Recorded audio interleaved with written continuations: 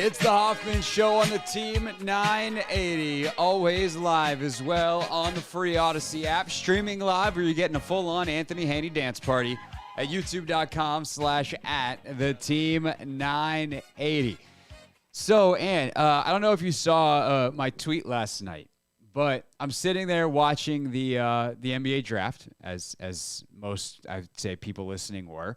Or at least keeping tabs on it, they were. But I was sitting there, and I was like, all right, I'm watching the coverage, which, by the way, apparently this is a controversial take. I thought the coverage was phenomenal last night.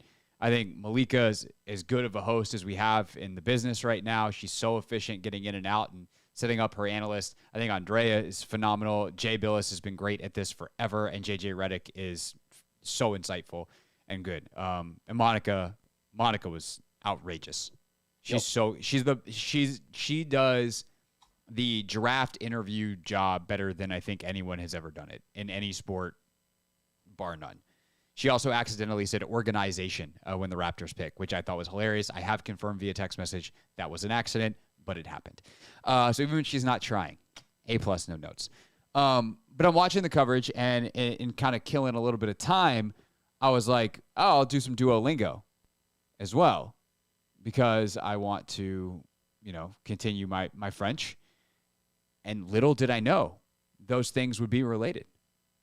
Little did I know that my pursuit of learning the French language is something that will help me communicate with the newest Washington Wizard. Well, I guess he's the second newest now, because my Serbian, not very good.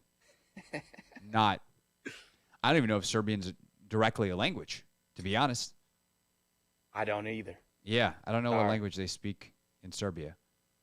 I'm guessing it depends. It's complicated geopolitics in Serbia. Yep. Guessing there's some Serbian. I'm guessing there's some Russian. There's always a little bit of Russian in that part of the world. Yes. Anyway, the point is, I did not expect the Duolingo French to help me say bienvenue, Bilal. Bilal Coulibaly is the pick. And it was kind of in a way, it wasn't as wild of a draft as many people thought it would be. A lot of people expected a lot more movement. There's little moves like the one the Wizards made, which, by the way, no problem with it. At first, you're like, why didn't you just wait? The Pacers had their guy at 7. They were going to take him at 7. You go to 8. Well, the reason was because apparently, of all teams, Will Dawkins' former employer, the Oklahoma City Thunder, were among those trying to trade up to 7 to get Bilal Coulibaly. And so the Pacers, who also really wanted the guy that they ultimately took at 8, call the Wizards and are like, hey, we don't want to lose our guy. Who do you want? I don't know exactly whether the Wizards called and were like, hey, we hear that Coulibaly, the market's hot. You don't want to lose your guy. You want to come back just to 8 and we'll go up. We'll give you a couple seconds. Or the Pacers called and were like, hey, we heard you were interested in Coulibaly. Oklahoma City's knocking down our door. We don't want to move back that far. Would you want to trade back with us? Because if not, we're going to do the deal with them. Either way, good job, Wizards. Sacrifice 2 second-round picks in 2028 or whenever the hell they were to move back or to move up the one slot. You get your guy. And, Anthony, I think this is the sign of a new era. Like, this is not the kind of pick the Wizards have made in a long, long time. This is a gigantic swing. There's a chance Coulibaly's not any good. There are folks that do this for a living year-round, that go to the international stuff, that say there is no player in this draft who has a higher or a bigger variance between his ceiling and his floor than Bilal Coulibaly. And that is the exact opposite kind of guy as Johnny Davis, as Rui Hachimura, as Troy Brown Jr.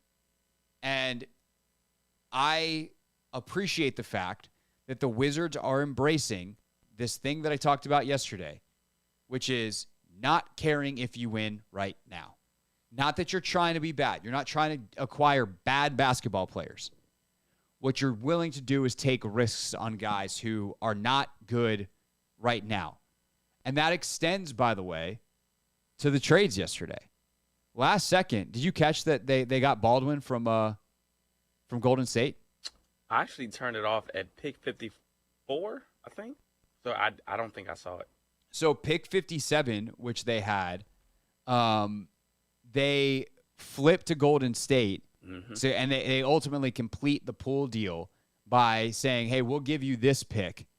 You give us cash and Patrick Baldwin.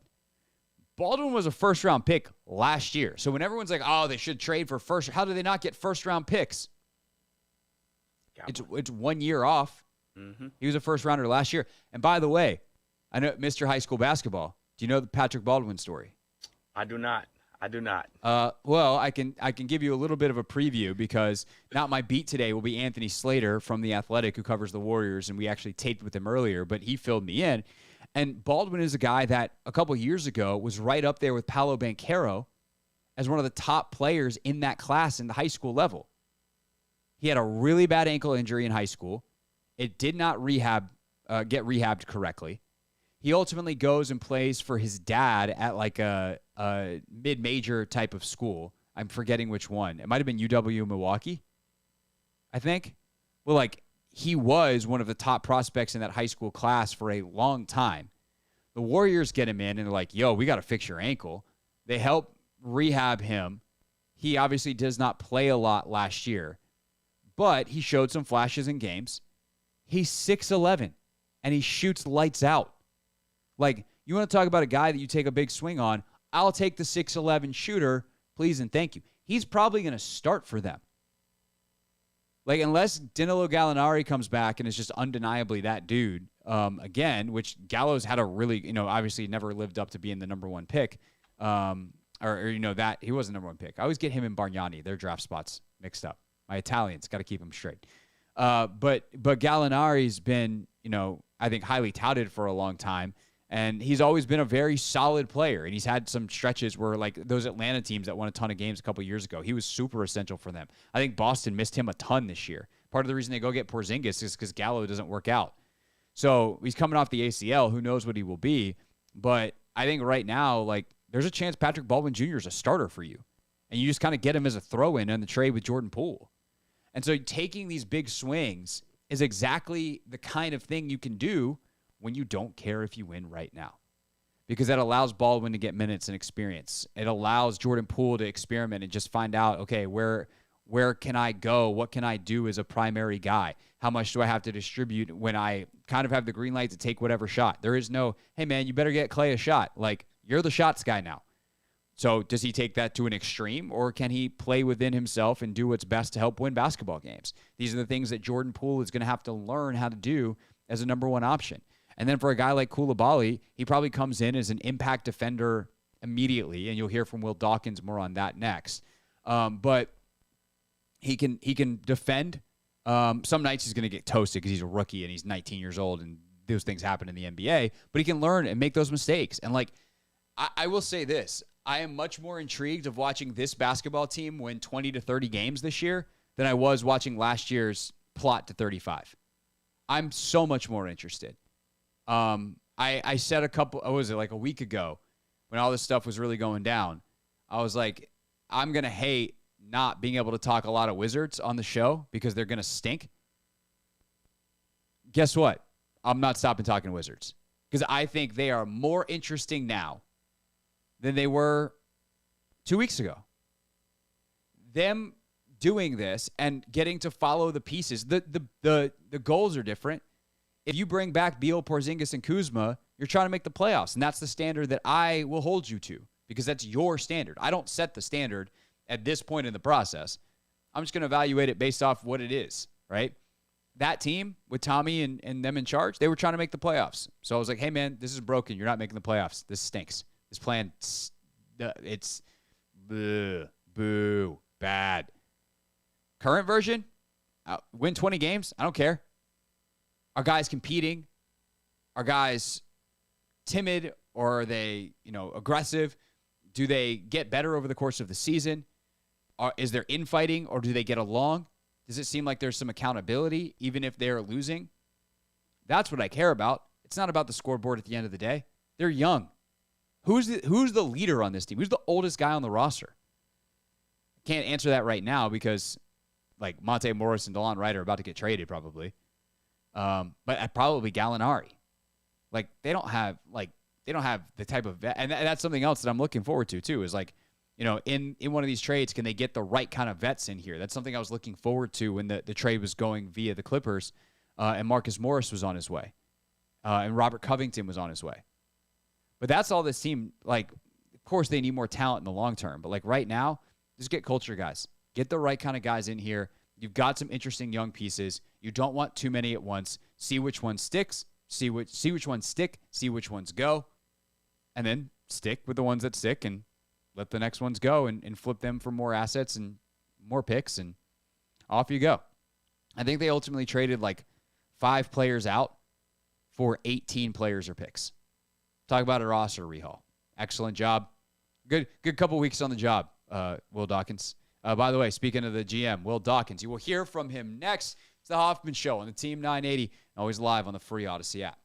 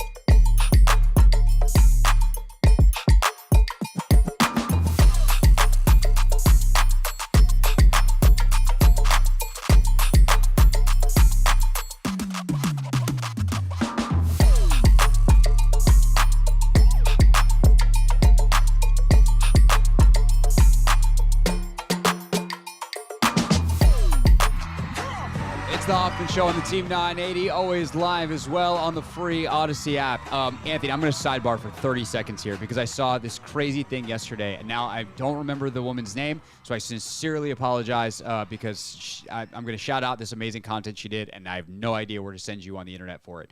But Rachel found this this Instagram reel series that this woman had done, and she's a drummer, and it was drummer versus producer.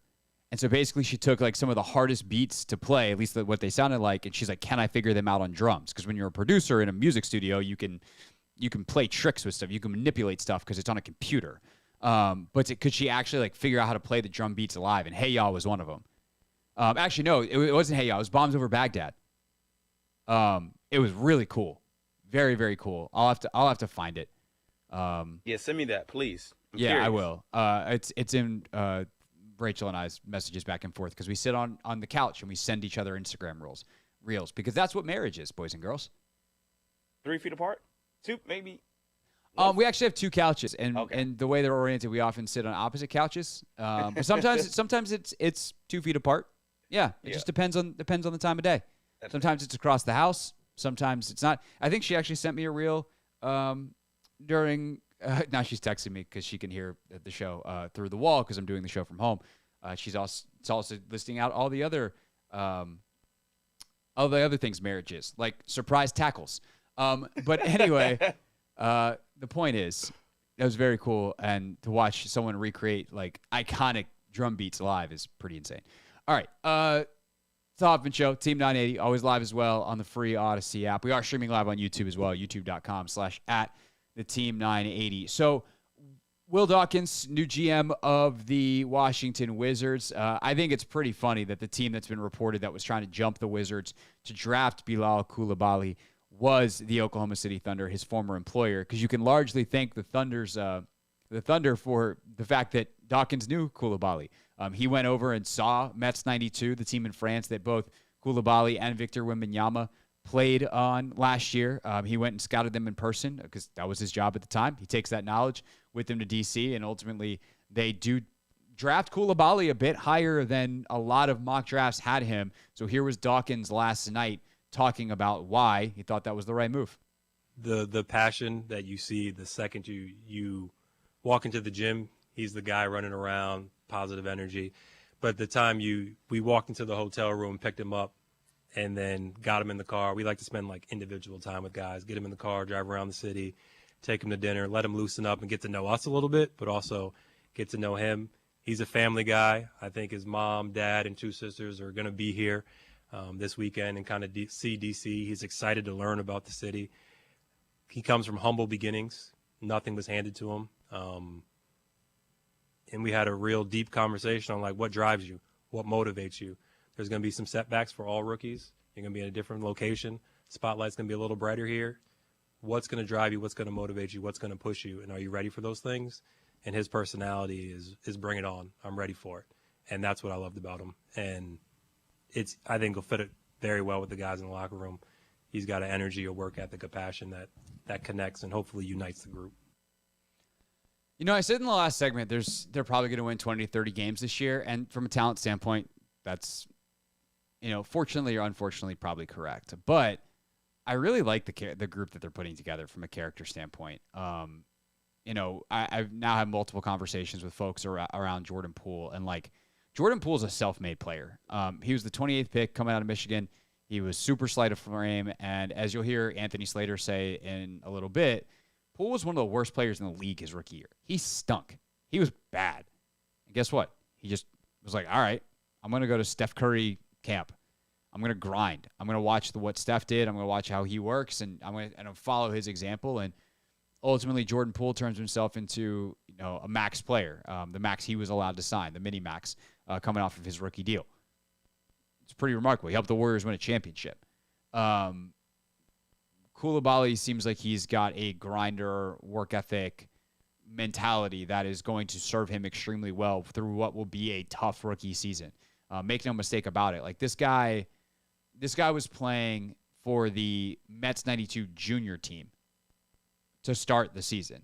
He was not even on the senior team, and he wasn't even the best player on that team. And This is all, I'm not scouting him, so thanks to the folks who put out all this great information over the last couple of days. I'll shout out in particular one of the guys that I was just listening to before the show, Jeremy Wu, who's a draft guru type, who's on Zach Lowe's pod. And, he said he wasn't even one of the best players on that junior team, and then quickly got better and then became on the senior team.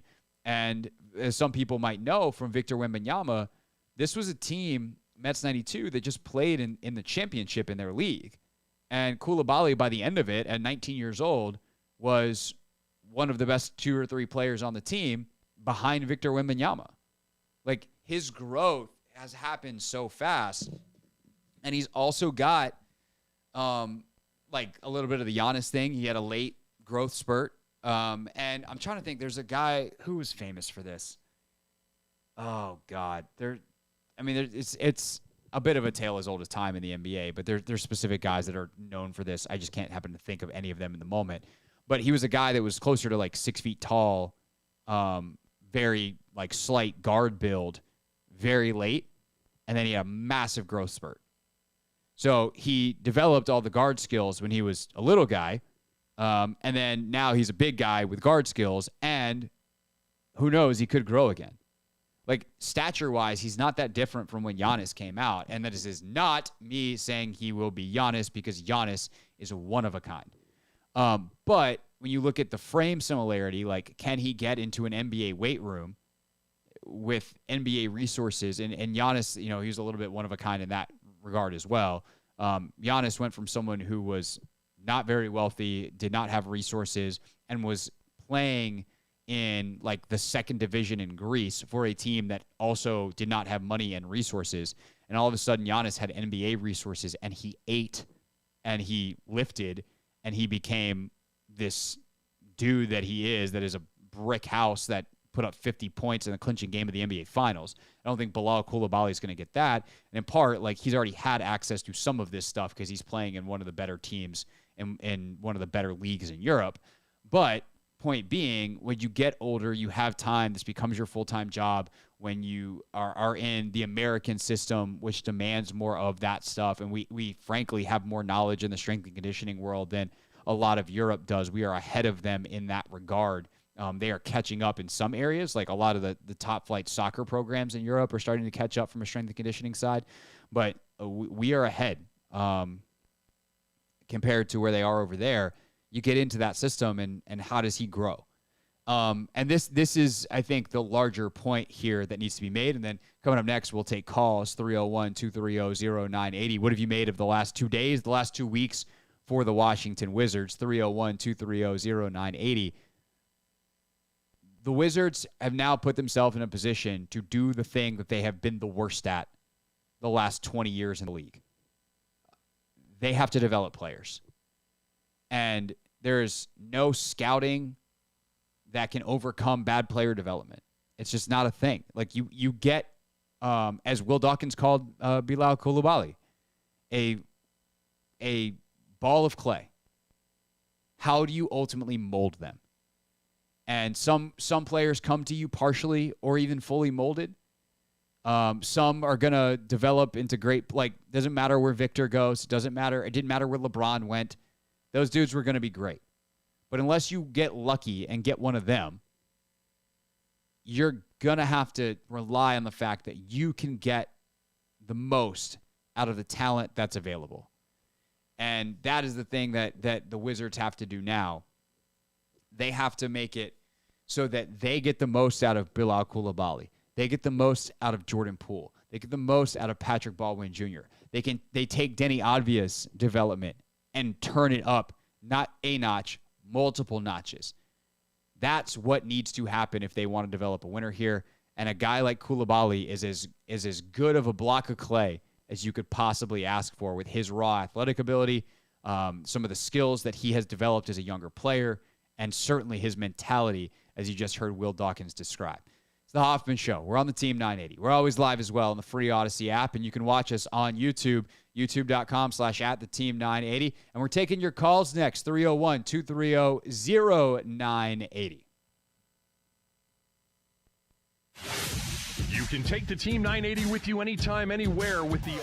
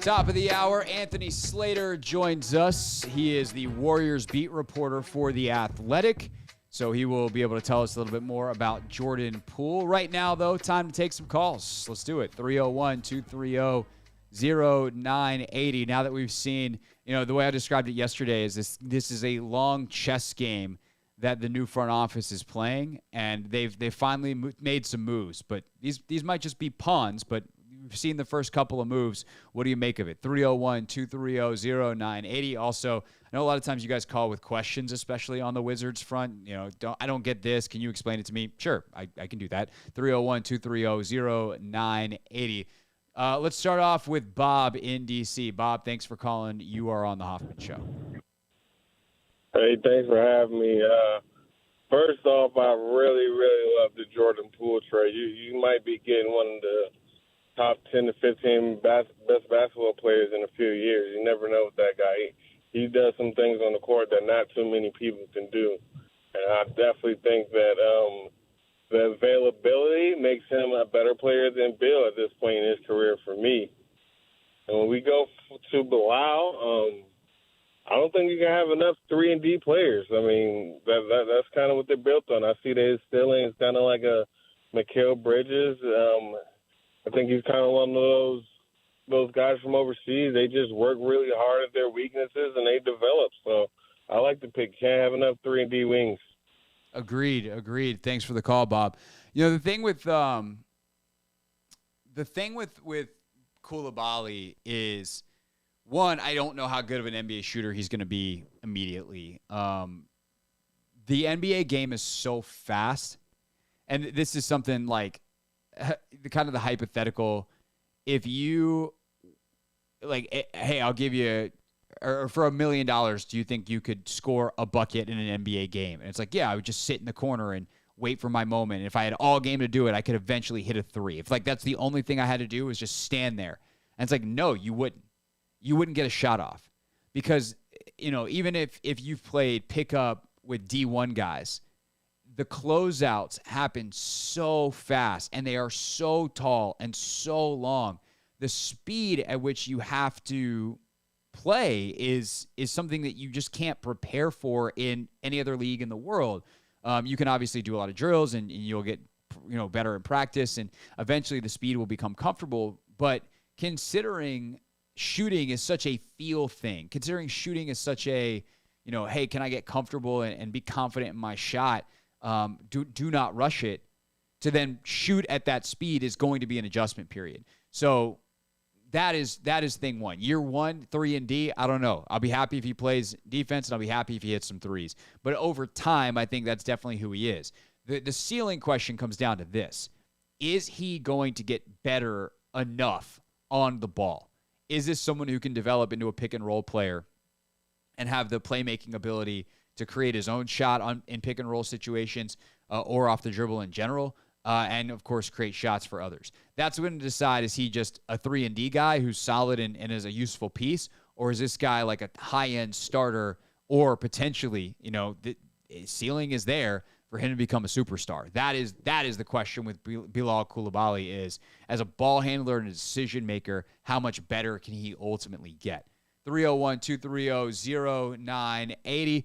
Taking some more calls. Let's go to Rob. Rob, thanks for calling. You are on the Hoffman Show.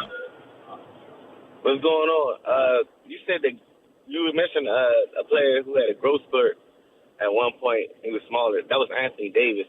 Yes, that's exactly who I was thinking of. Yep. C.J. McCullough's also a guy I think they mentioned had like a crazy growth spurt as well. But, yeah, Anthony Davis. But, I mean, I have the hope that our first-round pick just doesn't become our first-round pick for the last 6 years. I just hope. I can't do nothing else but hope, because there's still one person in the room who was there when we made the last 6 first-round picks. I mean, he's the owner, so, I mean, I'm pretty sure he has some say-so, but we keep drafting the same position and nothing. I mean, we get the same thing from the same position over and over and over again. And I hope this guy is different. I do hope he's different, but we've said the same thing for the last 6 years. Since Troy Brown, we've said the same thing. From Troy Brown all the way to Denny, we have said the same thing over and over again. And now we're going to this international player movement, and international players haven't worked here. They literally have not worked here. Well, neither have American players. So I don't know where you want. Who do you want? You know? Yeah, I would have took the kid from Duke, the 7'2" center from Duke, just because he's 7'2" and he can play defense. At the end of the day, that's all you. I mean, that's a point of basketball that you need. You need someone who can go in and protect the paint. I mean, it's an interesting thought. Thanks for the call, Rob. I mean, here's the thing that I was saying in the last segment, though, is if you don't develop players, then it doesn't matter who you take. If all you do is let guys kind of plod along, they're not going to get better at the rate you need to win in the NBA. The test is not drafting. The test is going to be development. And I genuinely think, had different coaches and front office people been here the last couple of years, some of these draft picks, same guys, same exact players, would have worked out better because that's the league. The league is a player development league. The Thunder aren't, yes, they are good at scouting, but it's not 100% that they scout better than everyone else. I think that's kind of a misnomer around especially NBA basketball, but sports in general is like, oh, these teams just crush it. Well, how do they crush it every year? They're watching the same game tape. Do they have magical formulas in their analytics department? No. They do a better job when the players get to them. That's the magic. The magic is not necessarily identifying the correct player. Sure, that's a huge element. Where is this guy someone that we can work with and get to where his maximum potential is? But the getting him to his maximum potential part is what separates great organizations, whether it's the Ravens in the NFL, the Thunder in the NBA. Like, Russell Westbrook could have stunk in the NBA. He was a super duper raw athlete with just this crazy competitive streak. And if he goes to the wrong environment, that could have been channeled in an unhealthy way, and he might not have been pushed to develop in certain ways that he did. And instead, he goes to Oklahoma City, arguably the best player development spot in the league, and he's an MVP who's going to go to the Hall of Fame, and rightfully so. Like, the key is not just like, oh, he took another international guy. That hasn't worked here. It's the guys that are here now that are going to make it work here. It's who they bring in as the head of player development. It's how they instruct Wes and the rest of the staff to do the player development. And it's what infrastructure Michael Winger at his level provides with whether it's sports psychologists, whether it's the right strength and conditioning staff, whether it's the right equipment and, tools in the weight room or in film study or whatever. I don't even know. Like, I don't have the secrets. They do. They were in Oklahoma City. They're in a place like LA where Terrence Mann has turned into a really good, potentially burgeoning all-star that they brought in out there from someone who was not heralded to be that coming out necessarily. That's, Travis Schlenk and what he was a part of in Golden State. Was Draymond Green going to be this? Was Draymond Green a Hall of Famer anywhere else? Probably not. Like, he could have been good. Obviously, part of it is, and he's like the perfect example. Draymond is a perfect combination of they took really good clay that had some things on it that perhaps other teams said, that's not actually good clay. They molded it well, and by the way, into the perfect shape for what they needed. They correctly identified the right talent and then got the absolute most out of it. And 4 titles and a Hall of Fame career later, that's what we think of when you think of Draymond Green. So I don't know if Bilal Coulibaly is all-star good, all-NBA good, Hall of Fame good, or not even good at all.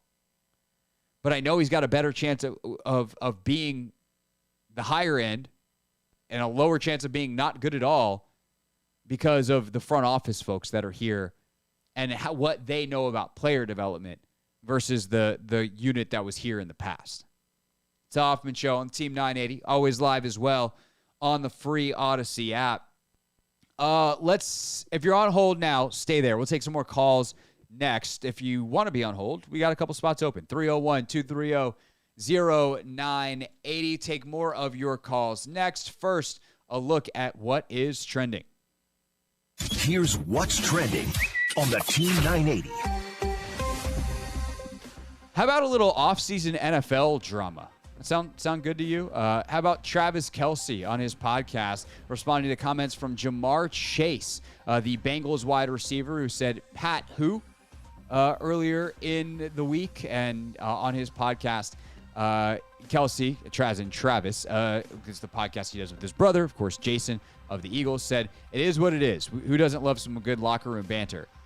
But don't you ever disrespect Pat Mahomes. If you want to talk your talk, just better back it up. Of course, they have matched up in the previous 2 AFC title games, split those. However, the Chiefs are the only team with a ring. Tonight, battle top of the table in the NWSL. Washington Spirit traveling to take on Portland Thorns. Currently, Washington sits in the number 1 spot, Portland number 2. a ton of U.S. women's national team players in that game. We actually have a little bit of a preview of it for you later in the show. West Coast action tonight for the Nationals as well. They are visiting Juan Soto and the Padres. 9:40 is the first pitch. That is what's trending. I'm Craig Hoffman on the Team 980.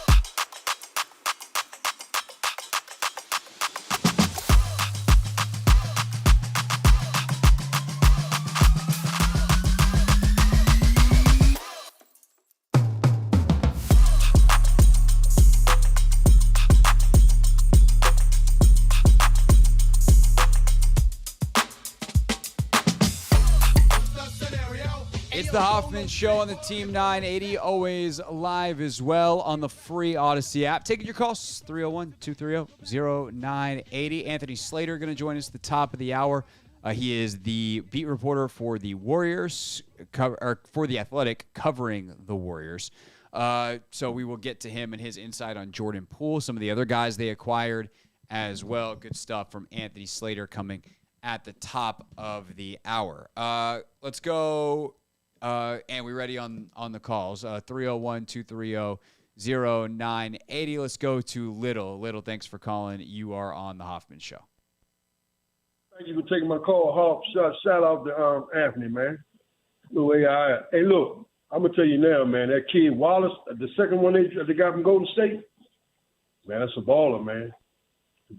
I've seen him play, man, a couple of times, man. Wait, who are you talking about? The second player they picked up from Golden State, what's his name? Baldwin you're talking about? Right. Hey, man, he can go. I'm going to tell you, he can stroke it, man. He can shoot. with Poole, him in the lineup, and I'm looking for Davis to step up this year, man. I'm looking for Davis to average double figures, man. I'm telling you, his confidence should be hitting the skyrocket. And there's one more player with the go-go. I hope they pick him up. The dude got hops. He can jump out the gym. I think his last name is Jackson. I'm not sure. I've seen him play a couple times. Yeah, over St. Elizabeth. he played for the Wizards more at the end of the year. Yeah. Let's see what's happening, man. But look, they're moving in the right direction, Hawk. And the thing about this is that you got a few veterans on there. I don't want them to go get. I like Marcus Morris, and I like the kid they got from Memphis, the point guard. So I don't think you need to bring in too much more in there, man. You know what I'm saying? You got a couple of veterans in the locker room. But let's see how this kid Davis step up. That's what I'm talking about. Yeah. Hey, man, thank you for taking my call. You got it. God bless. You got it. Appreciate you, Little. I still think they need like, you're not going to get Udonis Haslem because Udonis Haslem's one of one. Like, the dude, he's played in like 2 games or 1 game a year the past like 5 years, and the Heat are like, yep, come on back, please. I think finally he's retiring this year. Like, you need that guy. You need a guy who's not going to – I mean, like, is Taj Gibson still going to be around? I got to check and see where I can't believe I'm looking up Taj Gibson's contract. But that's where we're at. Let's see. The 2023 Washington Wizards will have Jordan Poole, Tyus Jones, Daniel Gafford, Landry Shamet, Monte Morris, DeLon Wright. They'll both be gone. Gallinari's like – he's a good vet. Avia, Davis, Kispert, Muscala, Baldwin, Gill, Cooks, Rollins. No. So, and obviously we don't know if they can get something else in a Kyle Kuzma sign and trade. But the reason I want like a Marcus Morris or someone like that is not to play. I'm excited, although there is something to having a vet on the court to organize things. And Tyus Jones is still a young vet, but like he's an old soul and I think has a lot of that ability. But like I want some guys who have been there, done that. I want the Channing Frys of the world at the tail end of his career, the Udonis Haslems, the guys that are, they bring in Tristan Thompson in LA this year to kind of just be that guy to help make things a little more comfortable for LeBron and take on some leadership and say like, hey, I can't go do this anymore, but like, I know how to. Here's how you do it. Taj Gibson was supposed to be that guy and did a really good job of it to the extent that it could be done last year in Washington. So that's the kind of player I want on this roster for chaperoning, for whatever you want to call it, but it's not for playing. But those guys are super important. It's something that the more I do this, the more I cover professional sports, the more I appreciate the value of a good vet. And it's something that I think they definitely need. 301-230-0980. Let's go to Cliff. Cliff, thanks for calling. You're on the Hoffman Show.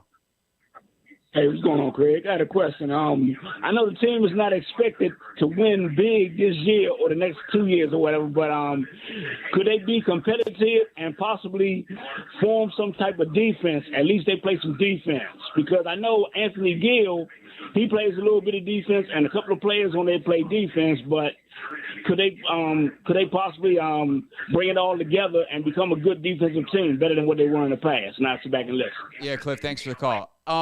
It's going to be tough with this personnel. I don't think that they are – I think this is a team in progress on that front. I do think that Coulibaly is the guy to watch on that side of the ball. If he can develop into a really good individual defender and ultimately start learning how to be a great team defender where he's helped leading the communication and all those kinds of things, that's a good sign. But Gafford will block some shots, but he's not like a premier rim defender. And their big situation is not very good. Like Mike Muscala's in a position that he might play minutes right now. I know that the old regime was fairly high on Xavier Cook's ability to be impactful. They thought of him as like a Draymond Green type, super connective type of player. We'll see if he's even around, see if he makes the roster. But other than that, it really, honestly, in a lot of ways comes down to Jordan Poole's desire on that side of the ball. Can he put it together? And then what happens with Johnny Davis? I go back to his name, which Little brought up. Johnny showed me a lot in the last 10 games or so last year. There were these flashes where you just go, oh, that's what they see in him. That's why he was a top 10 pick. And he was a slow developer in college, and he got way better in his sophomore year than he did his rookie year or his freshman year. And I expect the same. Like, I don't know how that's going to go in terms of points. He showed some confidence on that side of the ball, and he had a couple of big scoring nights, relatively speaking, bigger scoring nights on the end of at the end of the year. But he sees the game very well. And so if he can be that guy at the front of the defense, and at 6'5", like, he's big enough that he can guard, the best ball handler on the opposing team. He's the guy that's going to chase around to Steph Curry. He's the guy that's going to guard the best point guards in this league. Yeah, I think that's they have a chance to develop on that side of the ball. I do think you have to watch a lot of process. Like, are they trying? Are they competing? Sometimes they're going to make mistakes because they're young, and it's going to take some time for them to come together. But I do think that, like, there is some interesting prospects on that side of the ball. But, like, and obviously Denny, good defender. How does Corey develop on that side? But, like, if you're playing a lineup of Jordan Poole, Tyus Jones, Danilo Gallinari, Corey Kispert, and Daniel Gafford, like, it ain't going to be a great defensive lineup. You hope that it's passable, and you go from there. It's the Hoffman Show, Team 980, always alive as well on the free Odyssey app. Let's wrap things up for the calls before we get to Anthony Slater with Lap. Lap, thanks for calling today. What's up, man? Hey, what's up, Craig? I like the draft. I mean, I wanted the kid from France if we couldn't get Anthony Black. But that kid from Houston, man, he looks really good and looks like he's a good defender, too. And the kid from Indiana, I was a little disappointed that we got rid of him in that trade. And then why are we trading the pick to the Bulls for future second-round picks? We could have just got somebody in that one, too. So I don't know, but what do you think about pursuing Kuzma and keeping kind of what we have? Because I know in some of the comments I've been reading about Kyle Kuzma, he said he doesn't matter where he goes to play. I guess his preference is not preferred to go to a contender or just a team. He just want to be comfortable to play his game. And, I mean, what better team to do it is here, right? So, I mean, you think they should try to pursue him?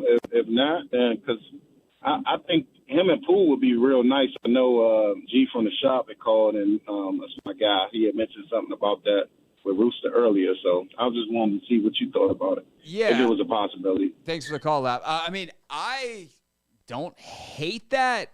I think if you bring Kyle back, you're starting to push being a little better than you want to be potentially. Like, if Porzingis, Beal, and Kuzma were worth about 38 wins when they played together last year, like, how much is Poole, Kuzma, and this young group worth? I don't know. Are you a 35-win team again where you're picking 8th? And by the way, David Aldridge said this yesterday, and this is something to keep in mind. They do not want to pick 8th, they do not want to pick 9th next year. Because if they pick 9th, that pick goes to the Knicks. And while I do think there are worse things that can happen than losing the pick next year, because it's not seen as of now as a very strong draft, it is also you don't owe it in the future, and it unlocks the ability to trade first-round picks in some ways. Like, you actually, I don't know, I could make what I think is a semi-convincing argument that you do, but you don't want to probably lose your first-round pick when you're trying to rebuild. You'd rather just push that off as long as possible. And, like, if it handcuffs you a little bit in a trade, like, okay, so be it. But Kuz, I would pursue it. Sign and trade to me is the best outcome for Kuzma. I think he's more valuable to a winning team. I think that they have all these wings again, unless, is Kuzma better than, like, Gallinari? Yeah, but, like, do you need both of them when you're also trying to get minutes for Avia? You're trying to get minutes for Coulibaly. You're trying to get minutes for Davis. You're trying to get minutes for all these guys. Between that 2, 3, and 4 spot, I don't know that you necessarily need Kyle back. I do think he would help you win basketball games. I'm not saying that. But is he someone who's a part of your – because remember, the other thing with Kyle is he's a little bit older than you might think, because it seems like he's so young. But he stayed in college for a while. So he's like 27, 28 years old. And when you think about the timeline of when the Wizards want to be peaking, I don't know that he necessarily fits that timeline. And he's going to be expensive. So it also means you lose your cap flexibility. So I like Kyle Kuzma a lot as a basketball player, which is why I think you should not bring him back. You should try to sign and trade him and see if you can have a contender who can use him to help win a championship in the next couple of years, give you some high upside, high risk piece or a pick that can help you in the future.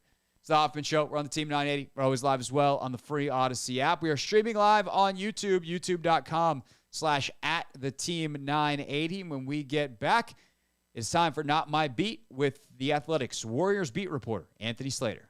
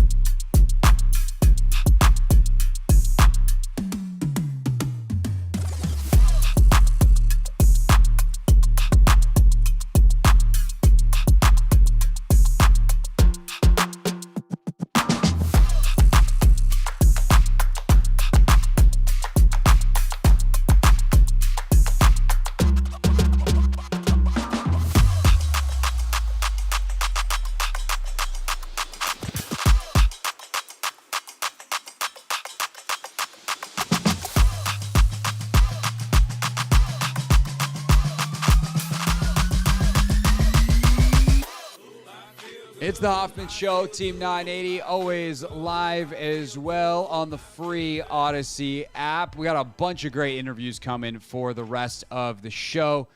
We got Anthony Slater coming up in just a moment for Not My Beat. Clinton Yates is going to join us for his usual Friday visit as well. We taped with James Smith-Williams earlier in the week on Tate Command. We actually were planning on playing that for you earlier in the week, and then all this stuff continued to break. So we haven't had a chance to play that for you here on the show, so we will. And then I caught up earlier today with my guy Andre Carlisle, who's been on the show a bunch. Whenever there's huge soccer news, Andre comes on the show. And obviously the Women's World Cup roster was announced earlier this week. The Washington Spirit play Portland Thorns tonight, which is an incredible matchup at the top of the table. And also, Andre suddenly became part of the story of what's going on in the soccer world right now. Just an incredible tale of a community lifting up to help people out. And Andre is, I don't even want to ruin it. Just you got to listen at 6:30 tonight to hear that story. Right now, though, it is 5 o'clock, and thus time for Not My Beat. Today's top story from the perspective of someone who's there. You are looking live. This just in. Not My Beat. Anthony Slater covers the Warriors for The Athletic. Our pleasure to welcome him in now. And Anthony, the news broke yesterday about the Jordan Poole trade about 20 minutes before our show. Obviously sent us for quite a loop.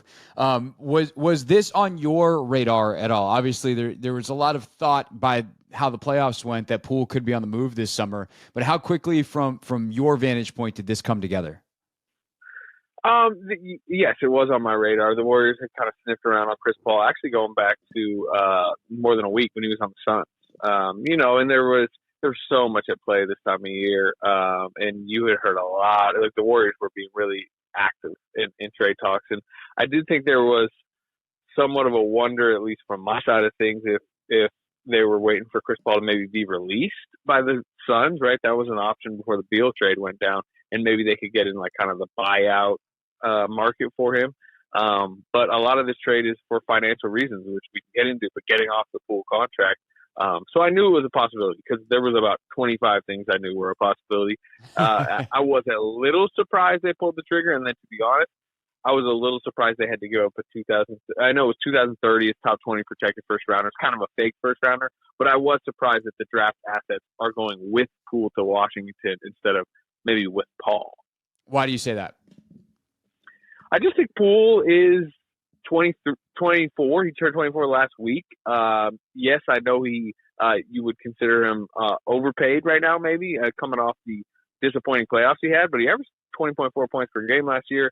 He averaged 25 as a starter. If you go back another season, he was incredible down the stretch of their title season. He had the most threes in the NBA in March and April when Steph sat.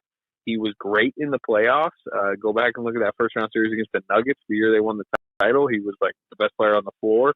Go to game 1 in Memphis of the second round, maybe, their biggest West playoffs win of that title run. He had 31 when Draymond Green got ejected. He was, again, their best player in that game. Like, there's a lot of high upside with him. And I understand the contract, but I'm a little surprised they had to give up a mini asset to, get off of it. Yeah. I want to circle back to Poole in a second. Anthony Slater, Warriors beat reporter for The Athletic, is with us here on the Team 980. But I am curious because we had Bonte Hill, who I'm sure you're familiar with out there in the Bay Area, on the show yesterday, and it was still pretty fresh. He was like on the ledge about bringing in Chris Paul for the Warriors. He hated it. What do you think? You also have the benefit of it not being quite as fresh. What do you think of the fit for the Warriors, who were trying to extend this championship window?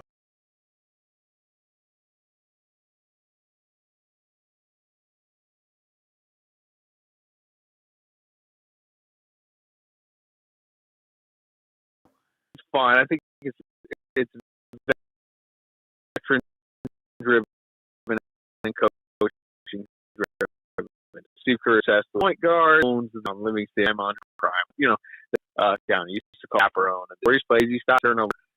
Klay Thompson's fate was what won like the most points. So I think there is an excitement level from, like I said, a coaching standpoint. And, Steph Curry was involved in these conversations. Even Draymond Green, who's not technically coming back to the Warriors quite yet. They still have to work out a contract. He's kind of involved in the behind-the-scenes process. So I get it from that standpoint. They're going for next year's title, and there's a belief come May next year, second round, Chris Paul being available to them as a third guard instead of Jordan Poole, who was frantic and bad for them in the playoffs this past year, they believe makes them more of a contender. But I also am like, Jordan Poole played 82 games last season. Like I said, he averaged 25 as a starter. He was durable and a good fill-in when Steph and Klay miss games. They're going to miss games again. Regular season games matter for a team fighting for standings. And I just think they got worse in the regular season because who's to say Chris Paul is not also missing a lot of the games that Steph and Klay are missing. So I think it's a very risky.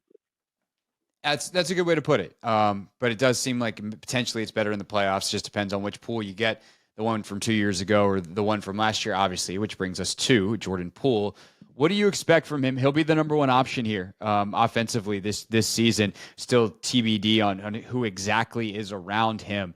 But knowing that I don't think they're going to bring in anyone who's going to take more shots than him, like what do you imagine Jordan Poole being in Washington without some of the pressure? Because obviously this is not a team that is remotely close to championship contention. Some would probably say, and correctly, that they're not remotely close to playoff contention right now. So what does Jordan Poole look like in that atmosphere, in that environment?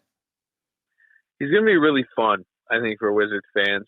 He plays a non-boring style, which will include games where he has 7 turnovers and takes, 4 heat checks he shouldn't, including 29-footers. I mean, I'm sure you watched him plenty, during the last couple of playoff runs. Like he's a wild, confident player that at times can be extremely inefficient. And, I think he was 5th in total turnovers this past year in the entire NBA.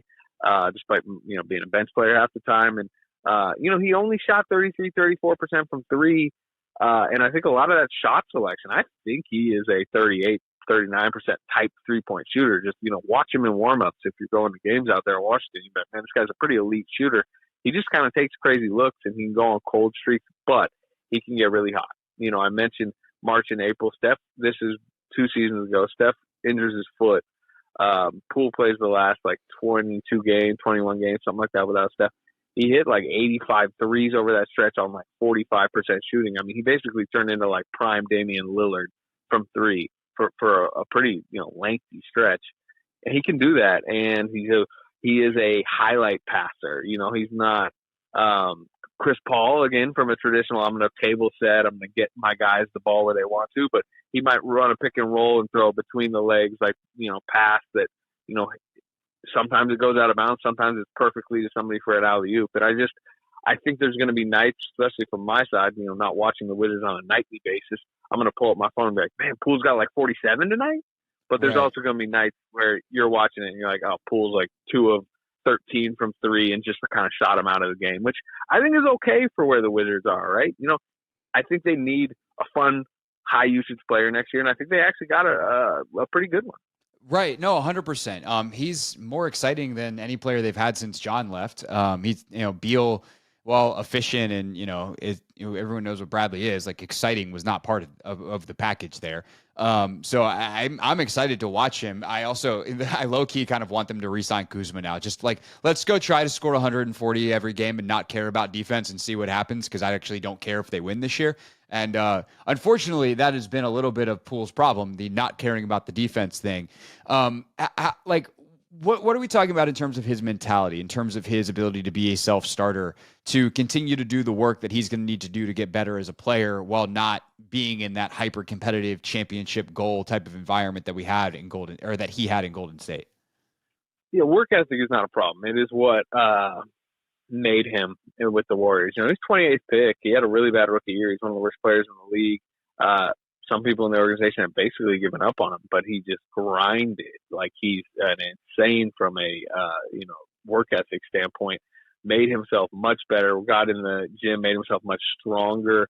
Got an NBA body, got more NBA athleticism. Suddenly came back, and his jumping ability, his quick first step, his power at the rim. His first year he couldn't finish anything at the rim because he was just getting knocked around.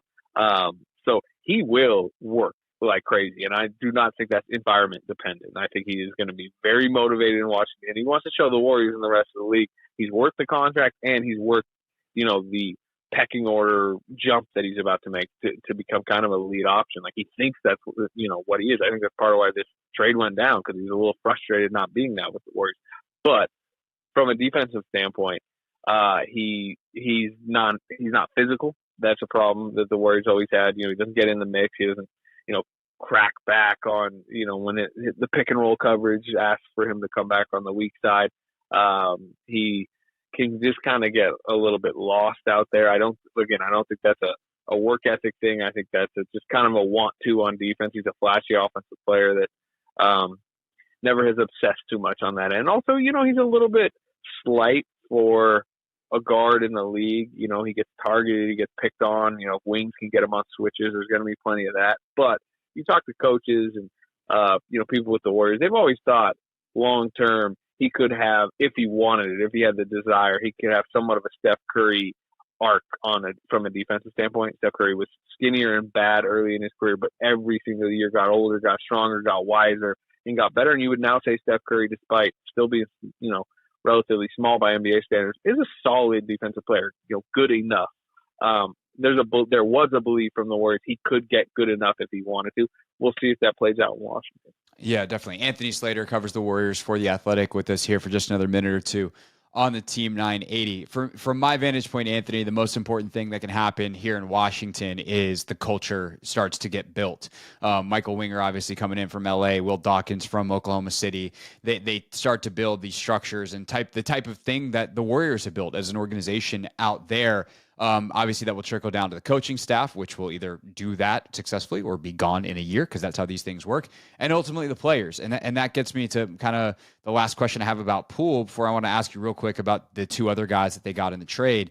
But, how is Poole going to be from that aspect? Do you think he's at a point in his career where he can genuinely take the things he learned in Golden State and bring them to Washington, or is he still a little green on that, not quite at that leadership level?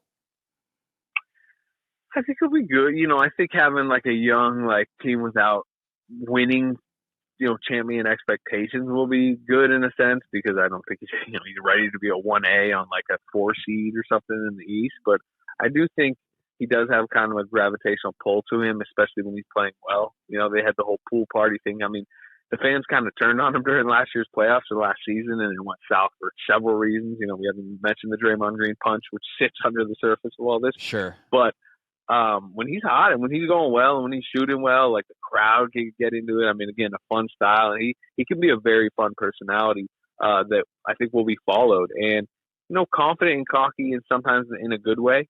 But I think it with him, it's a little dependent on how he's playing. So when he's going through slumps, sometimes he can, pout, however you want to put it, but which isn't sometimes great for young teams. But I think that's, young leaders learn that way. To be honest, to your original question, I do think he will take a lot of lessons that he learned. How can you not from being around Steph Curry, who is about as incredible a franchise face that there is in the sport. So he saw that up close. I know he kind of absorbed it. So I think that really helps him. But he's not going to be I don't think the perfect leader year one for them. But I do think he's going to have a personality that Wizards fans kind of click with, especially with such low stakes. I think that's the big thing. Yeah, I'm curious as much as the fans, who I think will enjoy that entertaining style, the kind of the relationships he develops in the locker room. Is he a guy that's holding others to a high standard? It's going to be interesting. We'll see. All right, the two other guys they get, Ryan Rollins, they get Baldwin Jr. as well. What's kind of the scouting report? What were people in the organization in Golden State saying about them? Two guys that, for everything I've heard, they had pretty high expectations for, but ultimately Washington is able to pry away. Yeah, I mean, to be honest, those from a Warriors perspective, those were clearing roster spots and money. The Rollins they bought into the second round last year, got him 44th overall. They talked about kind of bigger guard with longer term upside, but he was just very unready to be in an NBA rotation, and then couldn't play his first summer league because he had a fracture in his foot. it healed. He played, most of the year in the G League, was never in the rotation. And then, the fracture kind of reappeared and he had to get surgery and he missed the last, he wouldn't have played, but he missed like the last 3 months. So to me, like maybe the Wizards might have time for him because they might have time for anybody at this point, Right. but far away from being a legitimate, NBA rotation guard. He has a, raw skill set that maybe one day, but he needs a lot of time. Baldwin is much more intriguing. 28th overall, former like top level, in the Chet Holmgren draft. If you go back to when they were all in high school, he was right up there with Chet Holmgren and Paulo Banchero as far as a prospect. He had a bad ankle injury in high school that really never healed. Bad 1 year in college playing for his dad actually at UW Milwaukee. And they had to like really rehab his ankle once they drafted him and got him in. But he would kind of, in certain nights when their front court was depleted last season, he would kind of peek his way into the rotation. The guy can really shoot it. There's going to be some times next season with the Wizards, he's like 6'11", super tall, super lengthy, super skilled, smooth. He's going to come off the bench and hit like 4 threes in a quarter. And it's going to look like Michael Porter Jr. almost out there at times.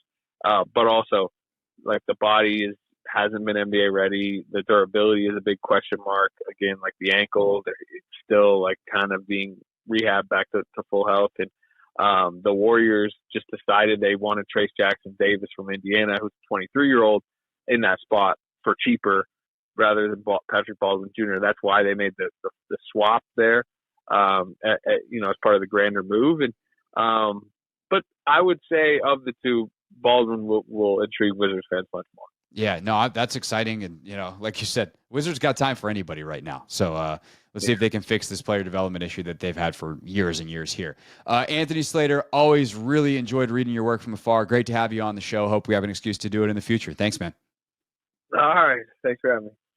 That is Anthony Slater with us here on the Hoffman Show, Warriors beat reporter for The Athletic. Anthony V. Slater on Twitter if you want to catch him there. All right, Anthony. Bilal Coulibaly, the Wizards' #1 pick. Someone just tagged me in this on the old social media over on Twitter. He has apparently chosen number 0. There's some kind of picture on Instagram or something of him with a 0 jersey. People are freaking out because that was Arenas' number. Are you cool with Bilal Coulibaly wearing number 0? The agent. That's tough. That is tough. Is Gilbert's jersey retired? No. I don't think it should be. Gilbert was awesome. He's one of the best players in the history of the franchise. But for sure. He had 3 good years here. I don't know. That's tough. From 2005 to 2007, he averaged 27 points, 5.7 rebound or 5.7 assists, like shot 36% for 3. Gilbert Arenas was awesome. He was an all-star every year. They made the playoffs. He was kind of a pain to LeBron, the whole deal. 2007, 2008, he played 13 games. 2008, 2009, he played 2 games. 2009, 2010, he played 32 games. And then he was traded the next season after 21 games. Like, that is not someone who has number retired. And like, here's what I would say. Here's my answer to the question. Do not let the mediocrity of the Wizards franchise prevent you from, or do not let the mediocrity of the Wizards franchise make you think that that is someone whose number is untouchable.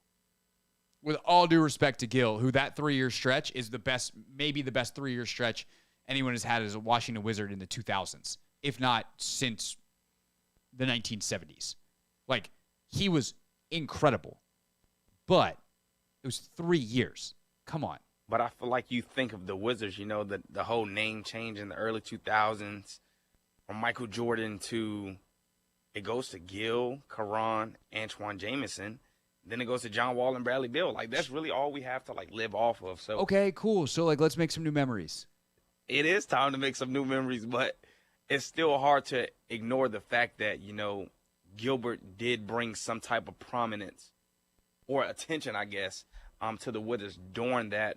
Maybe it was only 3-4 years, but it still was a It wasn't. fun ride. It wasn't long enough, and they didn't win a championship. They didn't even make a conference finals. His number's not off limits. I'm sorry. Here's the fun one. Poole wears 3. Mm. Do you let Poole wear 3? Yes.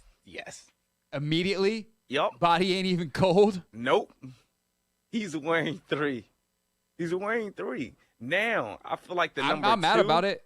I feel like the number 2 and what John Wall did for the That's city. a different one. That's a different story. But again, Bradley Beal, I respect his game. I admire, what he did, with what was out there on the court with him. But he didn't do enough to, be put in the same category as a John Wall that really, did some stuff with the city. I think that Beal, he's the second leading scorer in the history of the franchise. I think his number's probably going to get retired. Unless, this crew goes nuts and, the next 10 years are the best 10 years of Wizards basketball, and you're like, hey, man, we're not even going to honor what happened between 2010 and 2020. We don't care. Or, Wall's going to get that honoring. John's number has to go up. For sure. John's the best player here in 40 years. Not even, all due respect to Brad. John was a significantly better basketball player. Yep.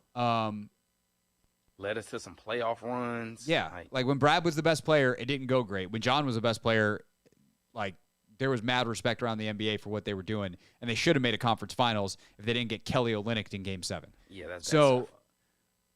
I think Brad, based on being the second best player on that team, might have his number retired, which makes giving Poole 3 a little more complicated. But yeah, 2 you can't touch. Or do you think Jordan Poole will want a fresh start? Maybe. Okay. Maybe. I don't know. What did he wear in college? No idea. Did he wear 0? Well, Coulibaly's we got 0. Well, Jordan Poole's not wearing 0 then. Yeah. All right. These are the types of this is the hard-hitting journalism that we got to do here on the show. All right, when we get back, Logan and I got the chance to talk to James Smith-Williams earlier in the week, Commanders defensive end. Really great conversation. We'll play just some of it for you. It was about a 35-minute chat. You're going to have to check out the full thing on the Take Command podcast if you haven't already, but we'll give you a little snippet here on the radio next. It's the Hoffman Show on the Team 980 and always live on the free Odyssey app.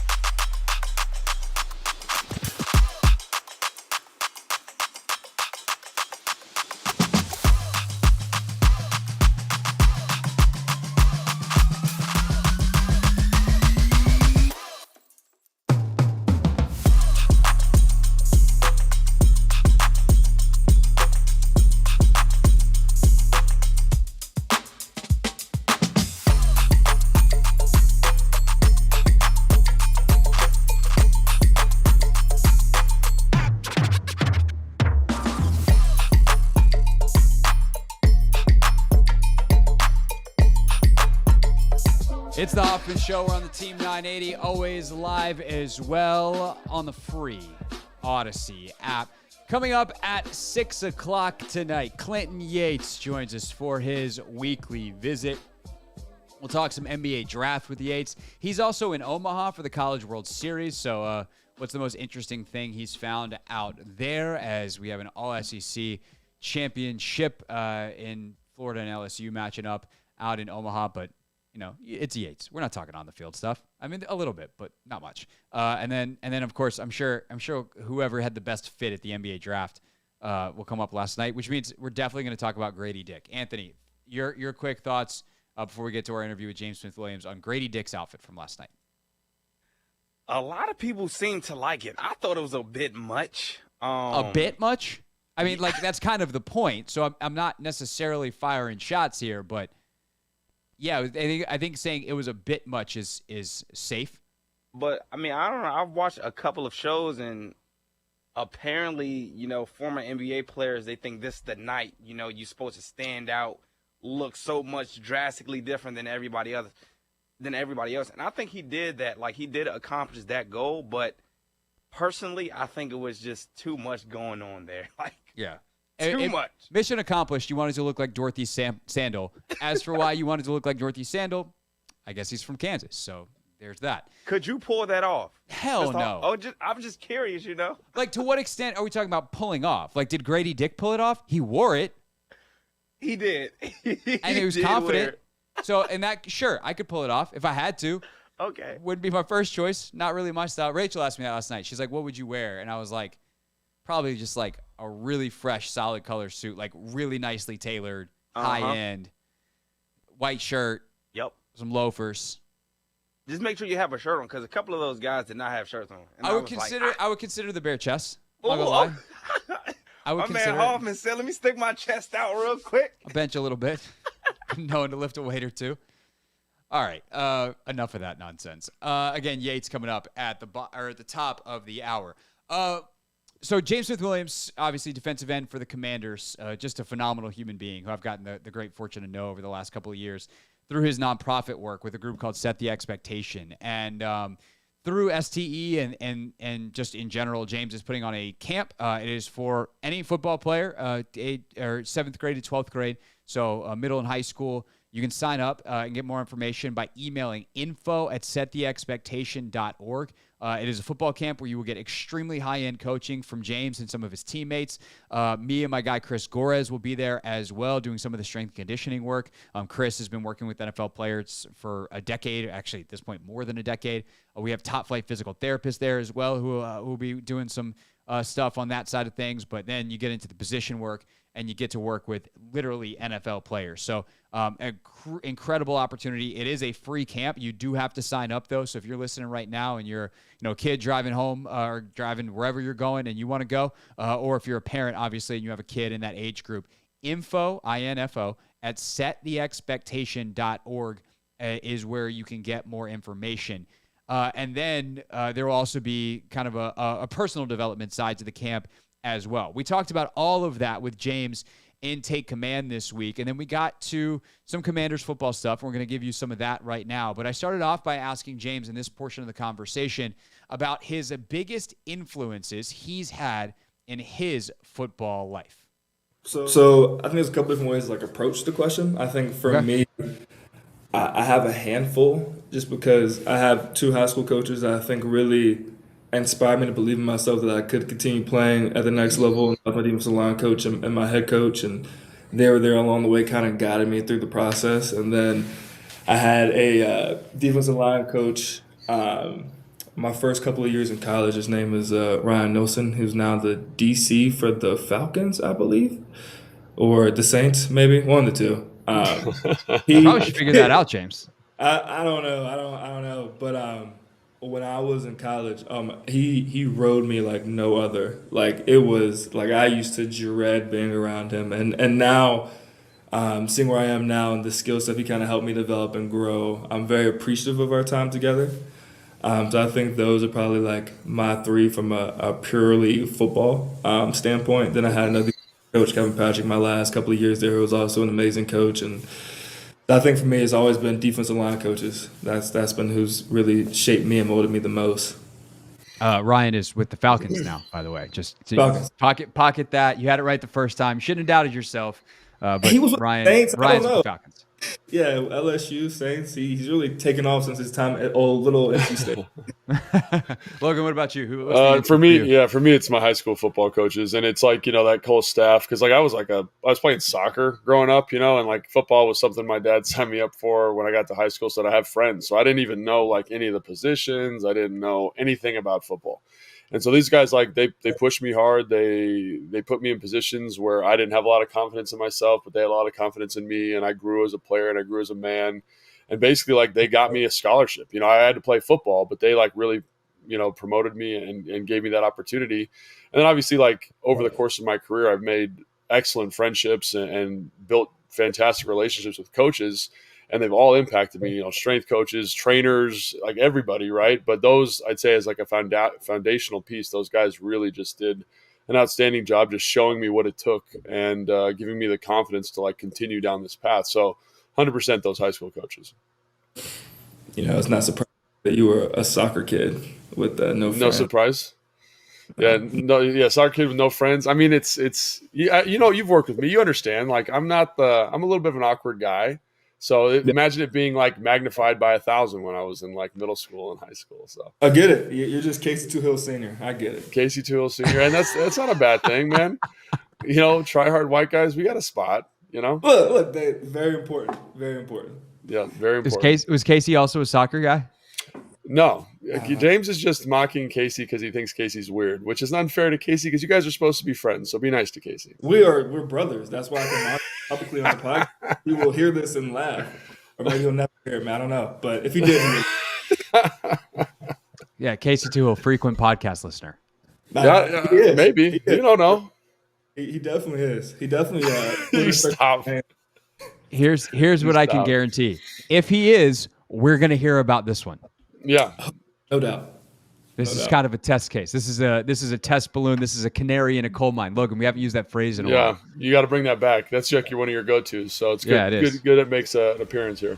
Let's start broad. Like, what'd you make of the spring, the new practice structure and everything that EB brought on the offensive side that kind of shaped how the team came together? And how did you feel like your spring went? Yeah, I think holistically it's been a great change. I think historically in football, DCs are usually defense coordinators are usually the ones who are, yelling, screaming, really high standards, go, high tempo. I think that's always been the DC role. So it's been nice to look over on the other field and see EB getting after them and screaming and holding them to a really high standard. It's been a nice change for me as a defensive player. But the offense has been great. They've been humming along. You definitely see the systems getting in place. And I think for me, it was a great spring. I think this year was more of a focus on individual, on fundamentals, on technique, and not so much, getting after it when we're doing good on good work. It's been more cooperative, trying to both learn the plays and they're trying to install their system. So it's been a really productive spring. Is that challenging for you? I mean, I know there's a lot of guys that handle their off seasons very, very differently. OTA specifically, minicamp now, especially with the new CBA. Has it been tough, like not seeing any run looks? Has it been tough, not getting any live pass rushes? Like, how's that been for you? I think the no live pass rushes is fine. I think that's okay. We'll get the camp. We'll kind of knock the dust off. No run looks will be interesting. Just see how that shakes out when camp comes. I've been used to just getting off the ball. I know it's a pass. I'm just racing up the field and we'll go from there. So I think, when it's run, I have to reel it in a little bit. It'll be a little bit of a change and a little bit of adjustment period. But, camp's very long. We'll have pads on. So, it's not like I haven't played the run for a long time at this point. So we'll get back to the groove of things. It'll be nice. It'll be funny that, the first time that they run a run play in fall camp, I assure you the defensive line will be 80 yards up the field. So we'll have to rein it back in from there. Because you've essentially had what is it? I'd say approximately 175 pass rush reps during OTAs and minicamp. And it's just there's been no other looks. There's been no other kind of changes. And so in terms of the mental load, I personally think fitting a run is harder than rushing the pass rusher. Where are you guys at with that? And how much time have you spent on it? Yeah, I mean, we still talk about it in the film room. It's good you talk about it. That's important. Yeah. We still discuss it. We still drilled it in ND. We did our run stuff. It wasn't straight pass rush. Just spent a lot of time on, hand placement, striking the bag, 6-inch steps, good pad level. Like we're still discussing it. When we get to camp, we'll be knocking the rust off for sure. Yeah. But I mean, if that's their offensive philosophy, they want to sling the ball around, whatever they want to do. I don't really know. I don't remember when we played KC all those years ago how they approached it. Obviously, Patrick Mahomes changes things, right? But yeah, I'm full confidence in that staff. Obviously, they're winners, and I mean, what else do you want? Yeah, the training camp exists for a reason, and it is so long. It was so long as a reporter sitting down there in Richmond covering it. Nevertheless, as you guys actually being out there. Don't worry, we have a joint practice with the Ravens. I know they like to run the ball, so we get a lot of practice. You get a lot of looks, man. I do. I have a client that works for that sent me some clips, and I was like, "Is this your practice?" And he goes, "Yeah." And it was like 9-on-7 team run, like 4-on-4 pod drill, and I was like, dang, bro, like you guys are really kind of going in a completely different direction than the old Washington Commanders at the moment. Yeah. So put your mouthpiece in, James. It's going to be a long day. Yeah, don't worry. Especially the Ravens with pullers and the fullback sets and lead blockers. We're going to get a lot of run looks. We'll knock the dust off. Yeah, as long as you're ready for mid-September, that's all that matters. Exactly. You mentioned something though that I think is interesting because we have obviously spent a lot of time talking about Sam and the quarterback position and trying to evaluate it the best we can given the circumstances of it being OTAs, no pads, no run plays, etc. But when you talk about, hey, I know as soon as the ball snapped, it's pass, I'm up the field, like. How different is that for you guys defensively, and how much harder do you think it was for the other side of the ball to play, considering you guys did not have to even think about the run, nevertheless respect it?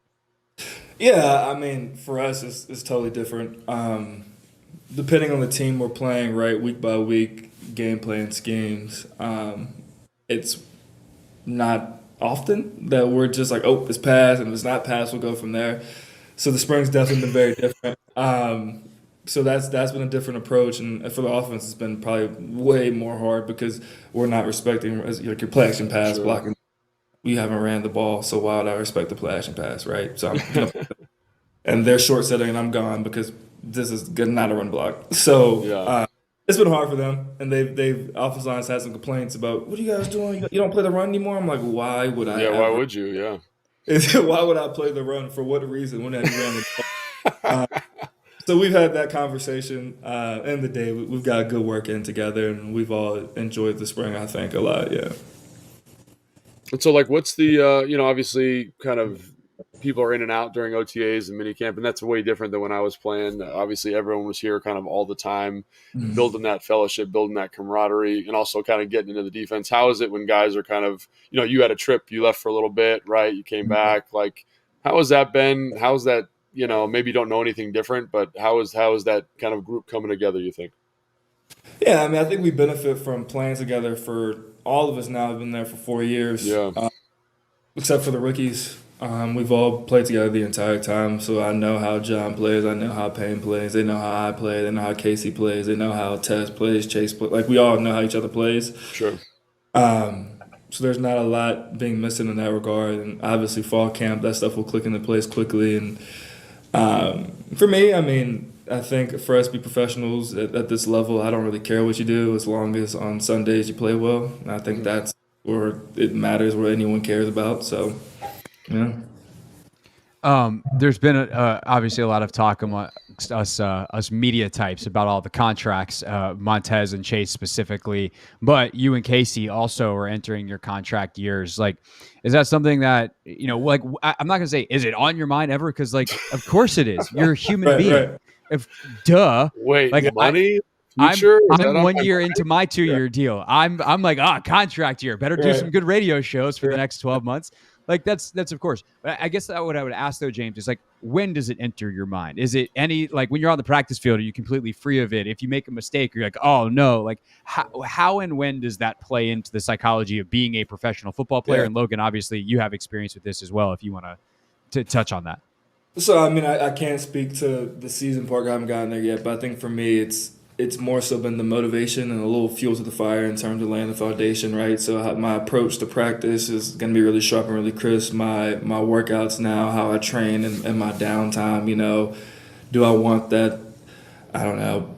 Piece of do I want a bag of French fries or should I probably eat some greens, right? Like it's the little decisions that I think it affects more for me. I've never made a mistake and been like, oh no, this is a contract year. I shouldn't have made a mistake. Right? Like it's I think it's one of those things, like there's 32 teams out there and someone's gonna value what you do differently than someone else, right? So there's no use in worry about the mistakes. You gotta play free and get some production going. I think that's the best approach to have.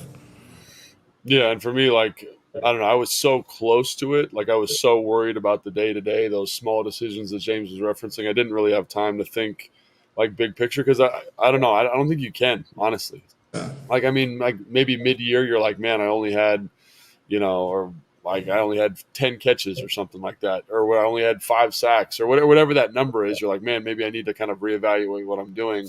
But like big picture, like it's the little decisions. It's like eating an elephant, one bite at a time, and eventually it gets you to your goal, hopefully. And I played a long time, and I had a couple years where it didn't get me my goal, and I was like, man, got to reevaluate this sucker. So it's just part of the deal, you know what I'm saying? So it's an important part of the game, but can't let it consume you because it makes you play tight. It makes you play less effective. Yeah. So exactly. Yeah. In the moment, you gotta live in the moment, and then hopefully in January I get one of the Pains sign the check celebration. I think that's such an interesting and like great answer though that we just don't hear athletes talk about often because it's not like you line up on 3rd and 7. You're like, I got to get the sack here so I get the contract. But it's the little things along the way where you could maybe lose focus. You could maybe let yourself slip a little bit. And it's like, nope, like, hey, I've got a purpose here. And that sense of urgency, I think, is elevated. Go ahead. Winning would definitely help out. Look at you. Yeah, people who get paid are people who come from winning teams, and it doesn't hurt. It doesn't hurt to win. Never hurts to win. Yeah. Yeah. Facts. Last thing from me, and then Logan, anything else you want to add on the way out? But for if people want to know like what it's like in that D-line room with all those personalities, with all that talent, with everything going on there, how would you describe the D-line room? It depends on time of year, time of day. Every day is different. It is a lot of personality. It's a lot of talent. It's a lot of jokes, a lot of laughter. But at the end of the day, right? Like it's all of that stuff's enjoyed when we're winning, right? So when we went on that run, that room was a lot of fun. We're always a lot of fun, but it's all predicated on us winning and having success. As long as that stuff's going well and we're all cool to lay around and joke and cut up and have a good time. It's a great room, though. I don't know if there's any other room like ours in the league, especially. a lot of big personalities there. Yeah. And so, okay, how about this? Obviously contract year. What's some goal? Like do you set goals early in the season, and what is maybe one of those that you'd like to share, and just kind of what are you doing to get there? Yeah, I have tangible goals. I have a goal board. For me, I have a couple of markers in terms of pass rushing, pressures, hits, things like that, because at the end of the day, you are aware of what it takes to get you where you want to get. You look at like 6 or 7 sacks, 25, 30 QB hits, but it's also one of those things too where it's my role is shifting on the team, right? With Chase coming back, reps look different, so there's a lot of different things that I have to play out and variables that I'll have to go through and experience as the season goes. There's definitely some tangible things I definitely want to get done. Yeah. Yeah, absolutely. Well, good luck with those, man. And good luck with the camp too. Lots of. You're a busy man. You went to Korea. You did a whole bunch of stuff, man. I feel like you're never. Your head's never on the pillow, really. No, not often. Not often, man. But that's how I like to live. So I got no complaints about it. Yeah. Well, if you want more information on the camp, settheexpectation.org. You want to sign up, info@settheexpectation.org. And we hope to see kiddos out there July 15th. James, appreciate the time on the pod. Enjoy the rest of your off season. And I guess I'll see you a couple weeks at the camp. All right, man. Sounds great. Appreciate you. All right, that is James Smith Williams on Take Command with us. There was a much deeper, kind of intense part of the conversation, too, about the nonprofit work James does and kind of what inspires and motivates him. Just really revealing, blunt, honest stuff from James that I highly, highly recommend listening to.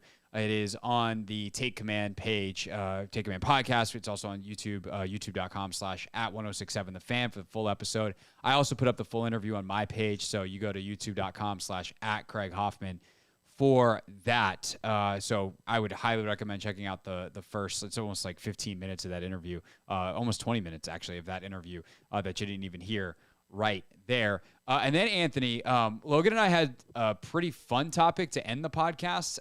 We ranked this. Someone came up with this on Twitter and sent it to us. I think it was our guy, Tim. Tim tweeted and was like, rank every team between 2012 and this year. Like who would win Commanders games if they were matched head to head. It was a really fascinating conversation because you start to like see the timeline of the NFL and like how innovative the offense was in 2012 and when does it start to run up against defenses that were better suited to go up against it. Also a lot of bad football teams, a lot of player, as I went through the rosters, a lot of player names you forgot about. But reminiscing was fun. And I started to realize that like I've now been in DC long enough that like I have a much deeper knowledge. Like I'm not Kevin Sheehan. I know that. Kevin Sheehan grew up here, and he's older than me, and he's got encyclopedic knowledge going back to like the 1980s. But you want someone who knows a lot of Commanders nonsense from the last 10 years, holler at your boy. I'm not gonna lie. I'm looking at the records right now. Not very inspiring. Not at all. A lot of mediocrity. A lot of 7-9, 8-8. Even the teams you thought were good, their records weren't. Exactly. And I'm thinking back to the Kirk Cousins year where he went crazy and led us to the playoffs. 2015. Yeah. 9-7. Yeah, they were. 9-7. So not. And they were 8-7-1 the next year on what should have been a much better team. Yep. That was actually one of the fun discussions, 2015 versus 2016, because 16 had a lot of talent. More talent, but there was some injury stuff and some weird stuff that was happening. 15, they'd go to the playoffs. So I don't know. It was really interesting. So highly recommend. What was the best team? Did you guys say 2012? We did land on 2012, but I will say, Logan had one team that he thought had a potential to beat him. So if you want that, I'll leave that as a tease. You have to go listen to the podcast. So go listen, subscribe, take command wherever you get your pods. All right, when we get back here on the Hoffman Show to Omaha, Set Hut, we go to Omaha. Clinton Yates is there, joins us for his Friday visit here on the Team 980.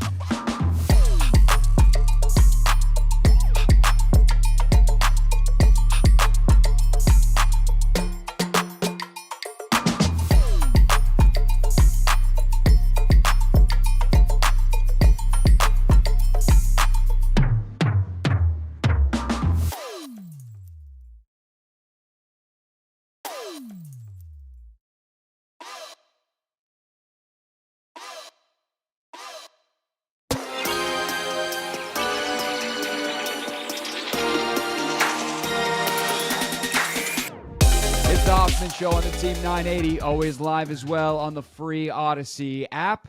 To Omaha we go, where Clinton Yates is covering the College World Series. Yates, what's up? Happy Friday. Happy Friday, Gregory. I am currently watching the Florida Gators practice. They're doing a little BP right now. Also some side sessions going on with the outfield, and it's a hot one, man. Omaha is much more, let's just say, steamy than people realize when it comes this time of year.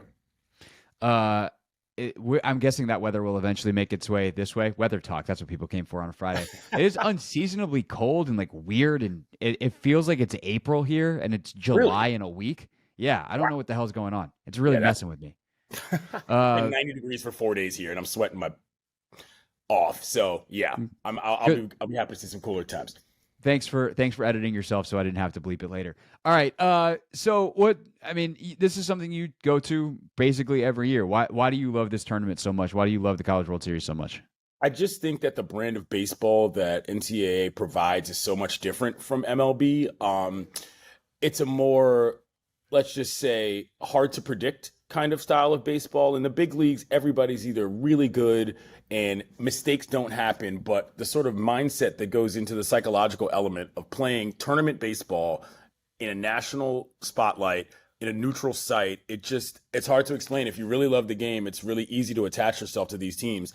And Omaha in specific as a place is such an interesting locale to do it. They've obviously had it for forever. The old Rosenblatt Stadium is no longer, but here at Charles Schwab Field, it's sort of a different vibe, but Omaha as a location gets behind certain teams, and one of the teams in the national championship, LSU, is a darling of this town. And so a lot of people in the crowd rooting for the Tigers. They're of course playing Florida, big SEC matchup. They didn't even actually play this season, which is very interesting in the overall context of the game, but it's just as close to whatever version of a kid's game we think we're going to get that is farther away from Major League Baseball. And, these kids are out there fighting their behinds off to try to win a national title. And some of the stories are just fantastic, and I love it.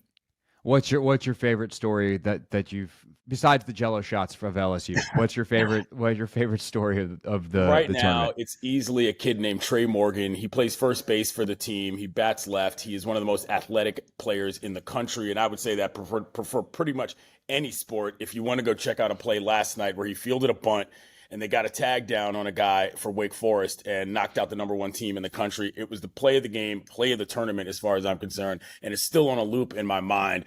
He's a good kid. He's from New Orleans. I just got through talking to his dad for a story, and I really think he's going to be somebody you're going to see in the big leagues for at least a decade. So remember that name, Trey Morgan. There you go. If you want to read that story, ESPN.com and Anscape once it is up. Clinton Yates joining us for his Friday visit this week, coming to us from Omaha for the Men's College World Series. However, we will spend most of our time talking NBA. I think that the draft last night, obviously there's so much that's interesting about it. But when you talk about Wembanyama, like even when LeBron came out, I feel like there were more people that were like, I don't know, this is a lot of hype. Does it feel like to you that people have just accepted that he's going to be this good? And there's not really any pushback?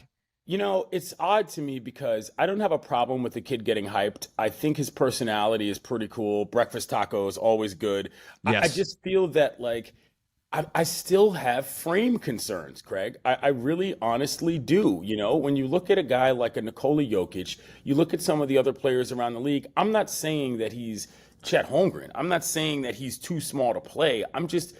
I'm very interested to see how his game translates to the NBA. I need to watch it. I'm not saying he's bad. I'm not saying that he's going to be too frail, but we keep getting these different body types that move into the NBA and they adapt differently. Jokic is the guy I'm thinking of specifically. He's like a water polo player on the field, on the court. And, for example, that's different than, say, a Kevin Durant. And people say, oh, he's this plus this. I don't know that, and I really hope that because he went to an organization like the Spurs, they can develop him into something that they have a plan for, as opposed to just kind of letting it happen. And I'm very curious to see, what's he going to play like? Like, where do you play this guy on the floor? How does he defend? I'm as curious as I've been about a player, and not just from a talent standpoint, but from a general mesh point standpoint. I don't know, man. I don't know about you, Craig, but I've never seen any player like this in terms of what he brings to a basketball court and how it works in the modern NBA. It'll be fascinating to see. It's super fascinating. positionally, like I was having this conversation with somebody this morning. It's like, well, they were like, is he a 4 or a 5? I was like, yes. He's whatever is not filled by the other 4 guys on the floor, because he can literally do everything. He can guard perimeter players. He's obviously a great shot blocker at 7'5". He can shoot, he can pass, he can dribble, he can post, he can literally do everything. His skill development at this age is similar to a Durant, if not more advanced than Durant was coming out of Texas. Right. Which is crazy. But Clinton, I think the thing that's been most interesting to me this week with Wembanyama is listening to him talk. I listened to the podcast he did with JJ Redick. That was fantastic. I've heard some of his interviews, which are obviously much shorter on television and the like. And the way he approaches the exact thing you're talking about, his body, I think is pretty fascinating and could be sink or swim. So far, it's very much been swimming because he has played a 72-game French season. And by the way, it's a more physical game in Europe, in part because they allow more contact by rule, and in part because the referees aren't as good. So there's more contact in general. Right. But he said, like, I'm a one-of-a-kind athlete. I am a one of one, and thus I have to approach the way I train as one of one. And I think as someone who lives in that training world, like, that is the correct answer. You have to get it right, but it's not like he's trying to fit into some cookie cutter that he, proverbially speaking at 7'5", does not fit in. Well, let me ask you about that because, okay, sure, the French league is more physical on the court, but France is a nation that's the size of, like, let's just say Nebraska. You know what I mean? The travel and the stress of the NBA is bigger than just the games you're playing on the 48 minutes that you're on the court. And so for me, that's what I mean. Like, how does the physicality and the entirety of being in the NBA translate to who he is from a body type standpoint? It will be very interesting to see because, listen, in days of load management, back-to-backs, all this other stuff, like, I feel like that's going to be such an important part of how they develop him, the Spurs that is, which is keeping him on the court. Because, again, look, I'm not the physicality guy that you are, but when I see a 7'5" guy like that, and I'm thinking about him playing 82 games, man, that's going to be a tough go every time just based on stress on the body. And I really do think that it's going to be the main priority for the Spurs right now because, as you said, the skills are already there. Yeah, I think that's such a great point because the travel and stuff is something you just don't see in Europe. Maybe in like the tournament finals, but even then, like the idea of playing back to back, not a thing in Europe. And sometimes he was talking about with JJ, like they play one game a week, and so he practiced a lot harder. Like, the idea of doing a 2-a-day is not foreign to him. The idea of like hard full contact practices, but you're not doing the equivalent of that. Even if you say, okay, a hard contact practice is as physically tolling as a game, like you're not doing it after a flight where you got in at 3 a.m. And that is a great point that you just don't see in the European leagues. Never mind diet. You look at a guy like Zion. I mean, there's a lot of issues that I think the Spurs are the reason why I trust this. They're a franchise that does everything well. I've always said this about the Spurs. The Spurs are like your cousins that your parents are like, you should do it like the Spurs. The Spurs did their homework. The Spurs cut the lawn. That's why the Spurs can go to that party. And you're like, enough with the Spurs already. But I do trust them more than anybody when it comes to developing a player as unique as this. Yeah. And by the way, they invented load management back in the day when David Stern wanted to rip Pop's head off because they put him on ABC on Saturday night right after they signed the big national TV deal. And he'd be like, yeah, Tim, this game's in Los Angeles. Tim's in San Antonio. You hate to see it. You just, what a shame.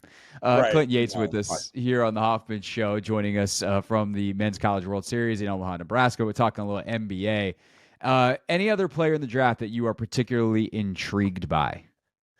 My man who dressed up like Dorothy from Kansas. I mean, Grady Dick. Just on a simple presentation standpoint, I was like, yo, welcome to the league, my guy. You are a superstar. I mean, I've obviously seen him play before, but I just thought that was really fascinating. Again, to me, draft night is as much about introducing the personalities to America as it is about anything basketball related, because you just don't really know. I mean, sure, a LeBron James comes by once every 20 years. A Victor comes by once every 20 years. But like, people didn't really know necessarily who Kobe Bryant was unless you were really paying attention to high school basketball. And he got traded on draft day. You know what I'm saying? It's not even like he got picked by the Lakers. So gold. I mean, red sequin suit. Where do you even get that? Like, Dorothy's shoes. I mean, that was the thing, is they were joking on the broadcast. It's like, oh, is this an homage to Dorothy because he went to Kansas? And he's like, yes, this is an homage to Dorothy because I went to Kansas. Like, what a bit. You know what I'm saying? I love this guy already. I was thoroughly impressed with that. No matter what the suit looked like, no matter how ridiculous it was, the guy's in touch with American pop culture already. That's fantastic, dude.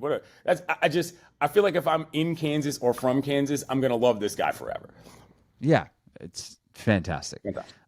Twins. That was cool. That's very cool. Well, you know what's interesting about this too is this is sort of a separate discussion though, is the idea that picking guys out of college is just not necessarily going to be what we do that much longer, perhaps. I mean, you got guys coming from Europe, you got guys coming out of the G League, you got guys coming out of these side leagues. That to me was a step forward in terms of how the NBA develops its players from a talent acquisition standpoint that I thought was very interesting. Twins, cool, but you got guys from teams that most people in America have literally never heard of. And that's kind of where the draft is moving to. It's not just X guy from X conference who you saw play for 1, 2, 3, or 4 years. I mean, that is a distant thought, but the NBA has expanded not just globally, it's expanded internally in the United States of America, which is a good step for Adam Silver. Yeah, no, for sure. Last but not least, the home team. So if I had told you, let's say like April 1st, right, before the end of the regular season. April Fool's Day. Yeah. Oh, that's actually perfect.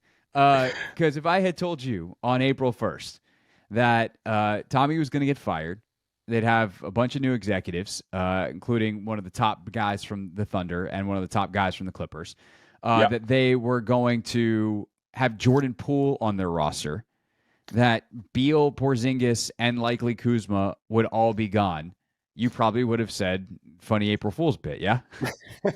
Yeah. I mean, Craig, I mean, look, I'm 42 years old. This team has never won 50 games in my lifetime. I watched the debacle that was Michael Jordan come through town.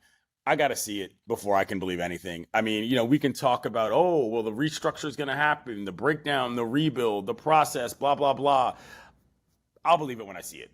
For one reason, and you know the reason why, and that's because of Theodore. I don't believe that he is capable of letting go of the reins. He very famously said, we will never, ever tank. Now that he's had to go back on that, I just don't know what kind of personality we're going to get from this guy. Are they really going to be able to go through 3, 4, 5 losing seasons where you just can't see the light at the end of the tunnel? Is he capable of letting that happen? Meanwhile, they're building seats for people to be in the club at the daggone ball games as if this is some kind of a, college party town. And I'm just like, again, I got to see it to believe it. I'm happy that we've at least bought in, as a general populace of sports fans in DC, to the notion that, it's going to be bad for a while. But I'm still angry about the fact that they didn't make this decision 3 seasons ago. You know what I mean? You cannot just sort of dismiss and say, okay, well, let's find out they're going to rebuild. First of all, you don't know if the rebuild is going to work. And second of all, that's a lot of time wasted for fans who literally invested time and energy in this squad and were sold a bill of goods that they never got. So the 2-3 years ago thing, there's nothing to add to that. It is just an impossibly bad decision. And by the way, it cost them God knows how much in assets in terms of trade value for Beal. Right. But here's what I will tell you. They are in the rebuild, and Theodore cannot look back now because this is a little nerdy, which I know this is your favorite when I get super CBA rules nerdy. Here we go. Roster construction chalk talk. They owe a future first to the Knicks. And because of the way the protections work, they don't know exactly when that is going to go. They cannot make a big deal. Let's say the Pelicans they send out a memo and they're like, hey, Zion's available. Or the Grizzlies are like, hey, Ja's available. Best package, go. The Wizards can't offer multiple firsts. They are locked into building through with what they have right now unless they can get make a trade with the Knicks and get their pick back, because they can't do some gigantic trade. So we're in it, man. There's no guarantee it's going to work, but we're in it. I will say the one season most recently that I was a Wizards season ticket holder, they were garbage every night. I had no intention of watching the games. I would just go hang out at the arena, kick it with people. It'll be fun to be there. Trust me. It won't have anything to do with what's happening on the court. That is a fact. It will be fun. And guess what? Jordan Poole's kind of fun to watch. He's cool. I like him. He's a fun player. I think he's the kind of guy that, I'm not going to say I feel bad for him in his career, but we all know what he went through in Golden State in terms of everything that happened. The guy is a winner, and so at the very least, you'll get a personality that knows what he's looking at as a winner, as opposed to people that claim to be winners that have never really done it before. And I'm not throwing any names out there, but let's just say some of them are no longer in town. Yeah. All right, Clinton Yates, read the work on the College World Series at ESPN.com. You got any? You weren't around the horn today, but next week back on the show. Next week back, but I'm gonna go eat steak right now with my friend Ryan McGee. Nice. By the way, Marty last night in San Antonio. Don't get me started. Jorts and jersey and wacky haircut, commitment to the bit on a level that we call in the baseball scouting world elite. Check. Talk to you next. Actually, I won't talk to you next week because I'm out. So I'll talk to you soon because you're my friend. I agree. Talk to you later. The radio. Okay, bye. Hey, this is DA, and you're 80. All right. Let's follow up on some of what we were just talking about with Clinton in terms of the Wizards and the rebuild and Ted Leonsis' role in this. I do think there is a bit of a misnomer of what Leonsis will and won't do when it comes to a rebuild. The "I will never tank" or "we will never tank" comment does not prevent a rebuild. One, added context, I'm pretty sure it's Ben Standig who was like, by the way, when he said that, he was standing right next to Adam Silver. So not take it with a grain of salt, but put it in the context of like, he may not have been quite as serious as he said, but clearly his actions over most of the last decade was like, hey, we're not tanking. We're not trying to, if we're on the verge of the playoffs at the end of the year, we could either go towards the lottery or make a trade that costs us future assets at the trade deadline. Let's go make the trade. And that was the Ernie Grunfeld method. And, Shepard, in hindsight, like it seems harder and harder to try to figure out what he was trying to do at any given moment in time in terms of a long-term plan. So there's obviously a lot of questions about Leonsis' willingness to do this, but as he told Woj when he did the podcast on the day that Winger and all them were introduced, like he did greenlight the trade for Arenas and Jameson and Butler back in the day that ultimately sent them down the path to getting Wall and Beal and Otto Porter with top 3 picks. And by the way, they also had Jan Vesely in that as well. That's just a miss, but like another high pick. That's 4 years in a row they were picking in the top 10. And granted, they've been there for a while. Let's see, Hachimura was an 8th pick, Avia a 9th, Davis a 10th.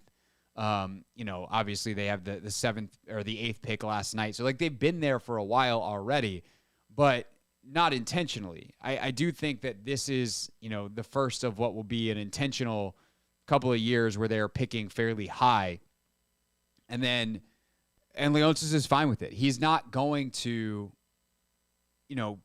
switch course because they lose a bunch of games.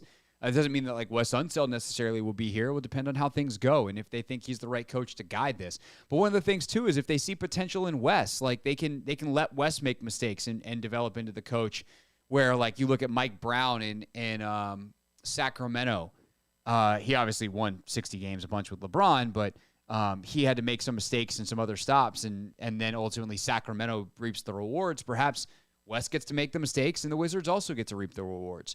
But in terms of Leonsis' kind of stake in all this, I think people who look at it from the vantage point that Leonsis will never tank are focusing on the wrong thing with Leonsis.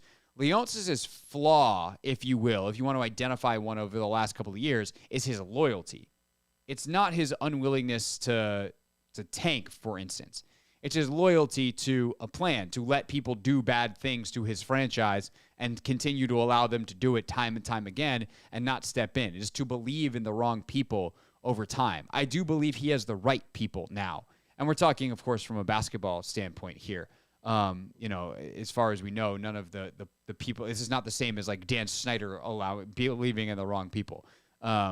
These are people that have been successful in other aspects or other roles or, know how to talk the talk and come up with something that sounds like a good plan, but failed to execute it. As opposed to like, obviously what happened in the Commanders, which is a totally different, off the field type of situation. Never to mention the on-the-field failures. But Leonsis is found in, whether it's the Capitals, whether it's the Mystics, like whether it's other things that he has done under the monumental umbrella, people that are smart, that can run things, and when he finds them, he empowers them, and then he generally steps away. Yes, the owner is always going to have a say. But even going back to what a caller said earlier, Ted Leonsis didn't give a crap if they drafted Bilal, Coulibaly, or whoever else last night, as long as Will Dawkins and Michael Winger were the ones drafting them. Like, I just refuse to believe that he's that involved. He's not a scout. Do think at times they perhaps,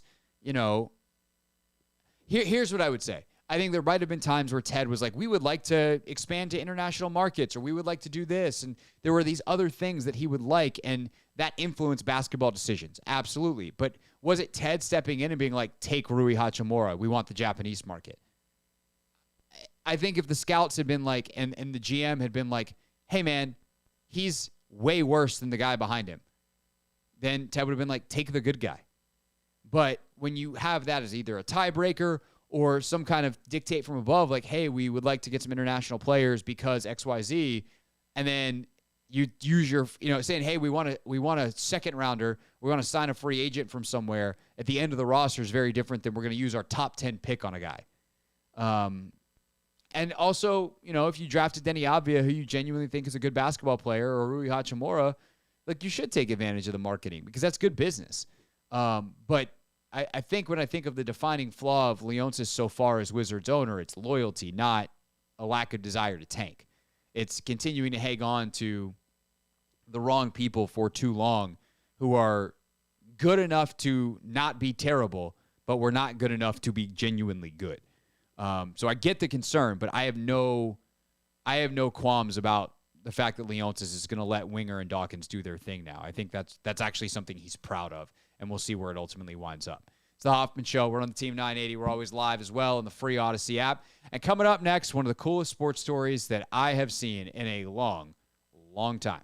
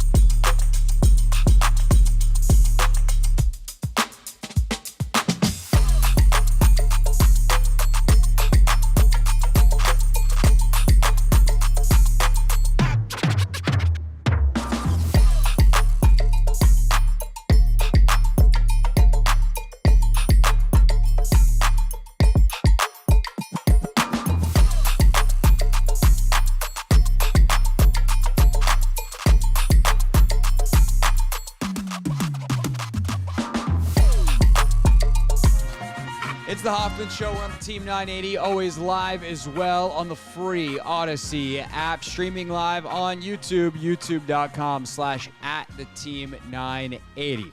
Andre Carlisle is a name you know if you've been listening to the show for a long time. He's a good friend and someone who does a phenomenal job covering really the entire soccer world, specifically the women's soccer world. I don't think there's anybody better when it comes to breaking down the actual tactics of the game, especially on the women's side of it, with his knowledge of players all over the world. And after the U.S. women's national team roster came out, we had planned on doing an interview to talk about that in kind of a podcast length type of thing on today, Friday. And it's been an interesting week to kind of watch and I realize this is a little bit inside of a bubble that 99% of the current audience listening isn't in, so I'm gonna bring you in to explain what happened here. What the ending, spoiler alert, is one of the most remarkable sports stories I've seen in a long time. It is what makes sports great. It is about community. It is about all the things that we love about sports. It just so happens to take place in this very interesting and unique way. So Andre is a freelancer. He does multiple podcasts on his own, and he's worked for various outlets over the years. And there's a lot of other people in the women's soccer world like him who should be covering the World Cup. And it is our loss as fans who will be watching and consuming the World Cup this summer that he was not going to be there. And so some folks online, as they were a part of the community that are fans of him and another podcast, took it upon themselves to say, hey, they should be going to the World Cup. What if we started GoFundMe? And instantly, they raised the money for Andre to go. And it shouldn't be like this. It should be that professional media outlets are hiring the high-quality people and sending them to cover events. But this is how it went down. And now, all of a sudden, Andre is going to be headed to Australia and New Zealand to cover the World Cup. We will certainly have him on to talk about it when that kicks off just 28 days from now.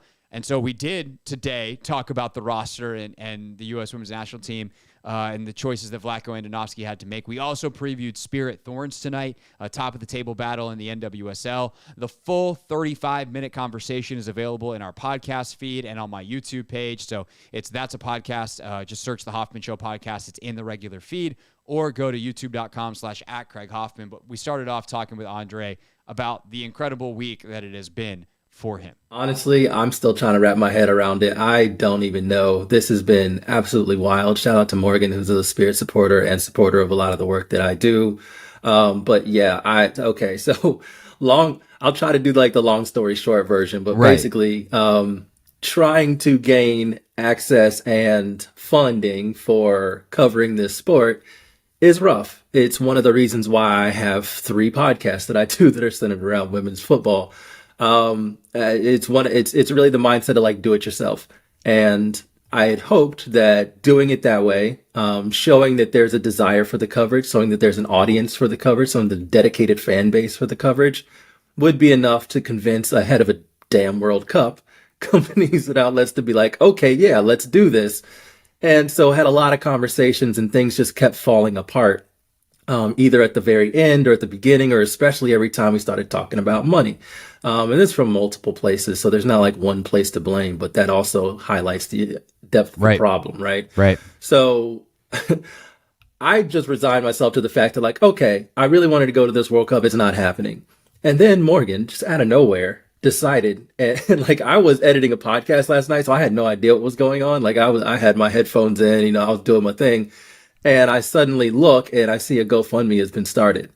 And then I see how much is going, and I see it blowing through targets to get me and a sister podcast. So it's Diaspora United and Shea Butter FC are the 2 platforms. And both platforms are kind of dedicated to Black women in football, but also a lot of the societal issues in football, but also football analysis. So we do it all.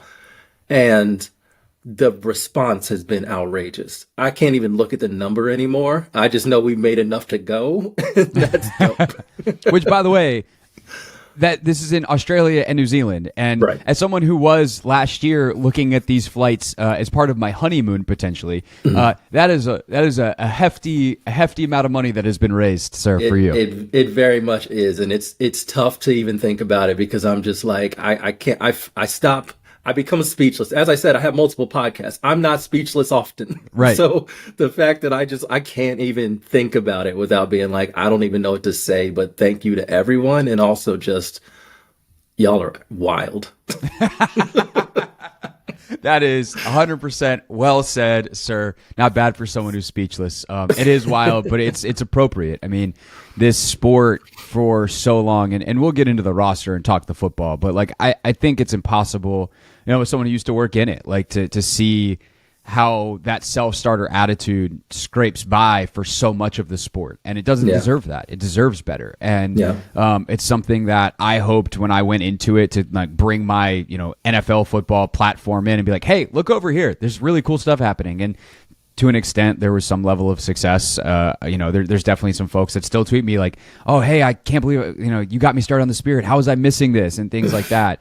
But that's nothing compared to what I watch from the inside. You guys doing on the outside, like the number of media outlets. Like, yeah, Stephen Goff is there from the Washington Post. That's a big boy media outlet, as big boy as they get, so to speak. And ESPN has had different writers in and out through the years, but the amount of coverage that comes from people who are self-starters, people who just care immensely and who make it work because there's no other way is remarkable and super inspiring. And I'm just glad that the hard work, is this how it should be paid off? No, like sponsors should be paying companies, and like there should be more formality to this than a GoFundMe. But that's also America. That's how we do healthcare sometimes. That's a whole different conversation. But the fact that you're going, the ends here, it's incredible, man. You deserve it. You're as good at covering any sport as anyone I know at covering a sport. So I'm really glad that your coverage will be from live on the ground in New Zealand and Australia. Yeah, it still doesn't feel real to me. Like it's still wild. But yeah, I think what you said there is super important. It's just like I never wanted to reach out to like the audience, to the community, to say, "How about y'all pay for this?" So I hadn't considered that. That's something that some people suggested I do, and I was like, "Nah, I don't feel right." Like I know the value of the coverage, and brands, outlets, people who should be invested, say they're invested in growing the women's game. Those kinds of things. Like they should be the ones to like committing the money. So like I also felt like I might be able to like get like some of the flight paid for by doing that, but I didn't want to go that route. Apparently I didn't have to. Somebody else did it for us, and the response has been wild, and I just still just like I cannot believe it. But I appreciate what you say about the coverage, but it is just like we do it because we love it, and we do it because it needs to be done. There's a big hole, and somebody's got to fill it because the sport deserves it, the players deserve it, and that's just going to be what it is. And hopefully this is the last damn time this needs to happen. Facts. And by the way, we see the impact when there is attention and coverage and resources, and the work that Meg Linehan specifically has done at The Athletic is the most shining example of that. Obviously, Steph Yang, her colleague, what the Post did with Molly Hemsley Clancy, like there's a lot of when there's that hole, like there's serious repercussions beyond just fans not being served. And so thankfully for what you do, there's obviously a lot of coverage, I'm sure, of like what's going on with the Jamaican Federation, what's going on with the Canadian Federation. So there is like off the field stuff, but there's also just great football, and we get to celebrate that. All right, let's get into the football. Very, very interesting roster from Vlatko Andonovski. We have talked often when you have been on about how hard it is to predict what he is going to do. The roster drops, you see the 23. First thought is what? It is interesting because as unpredictable as it's been, and I think it's been unpredictable because you kind of see the talent that could be brought in that's kind of not, or sometimes it is brought in and then suddenly it's dropped. This time, I almost felt like it was pretty predictable. Outside of the Savannah DeMello inclusion, I thought it was pretty predictable, and I don't necessarily think that's a good thing, depending on the ways that you look at it. But I was kind of surprised at DeMello, but loved it because she's been great. But it also gets into a weird, conversation, which I'm sure we can touch on, is that she's uncapped. She's never actually stepped on the pitch in a competitive game for the senior team.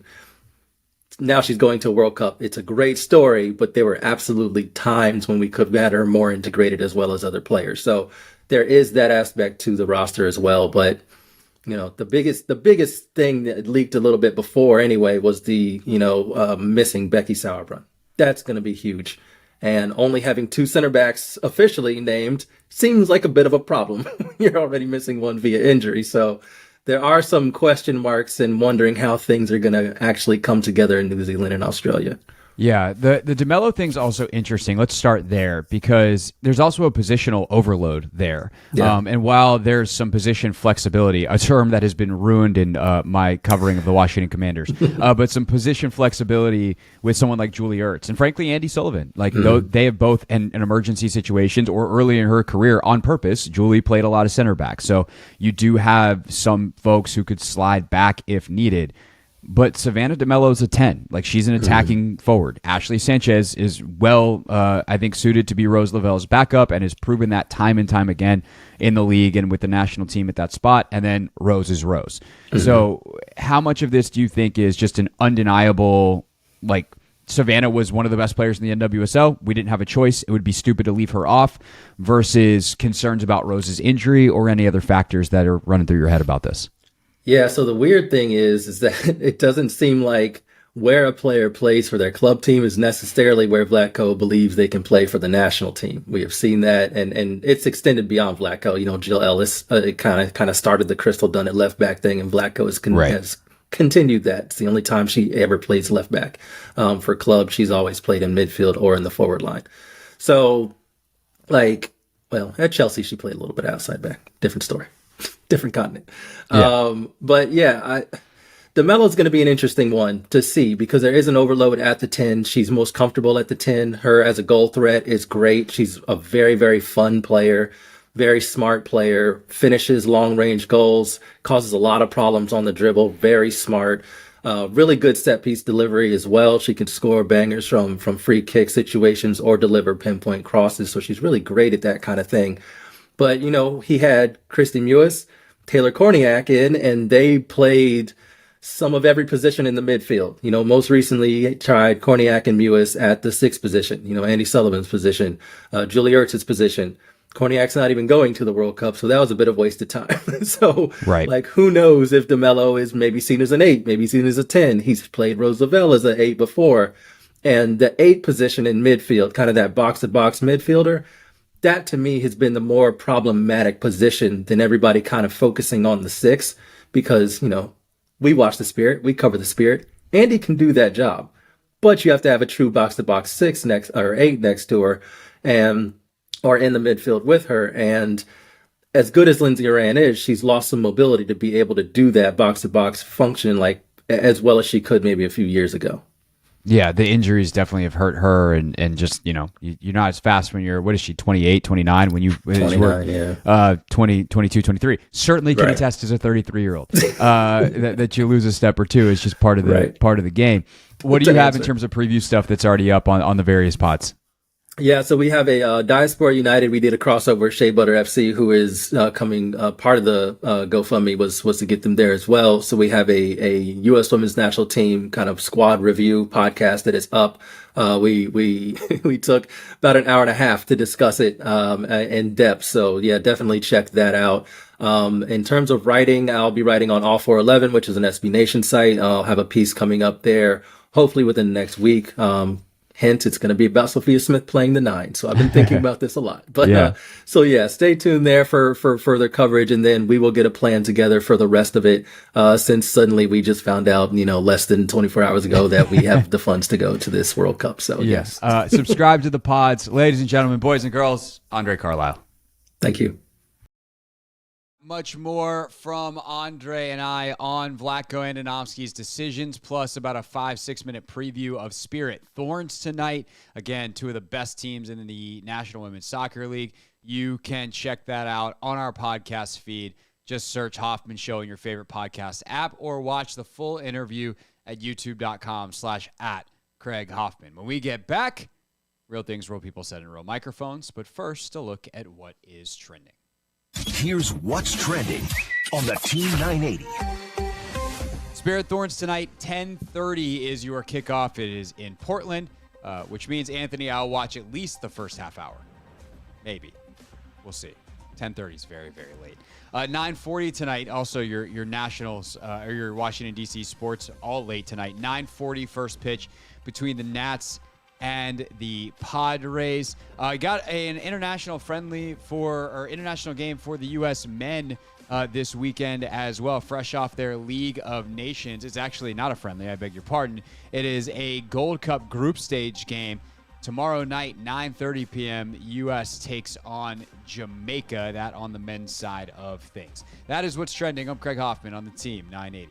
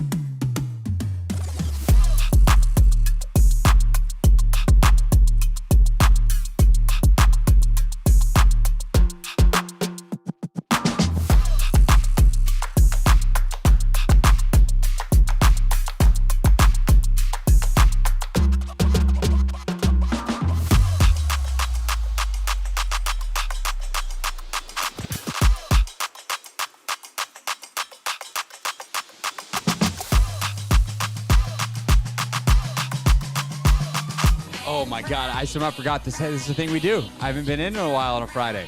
It's the Hoffman Show. Team 980, always live as well on the free Odyssey app. Last segment of the week. I now have a giant smile on my face. Anthony's dancing his face off.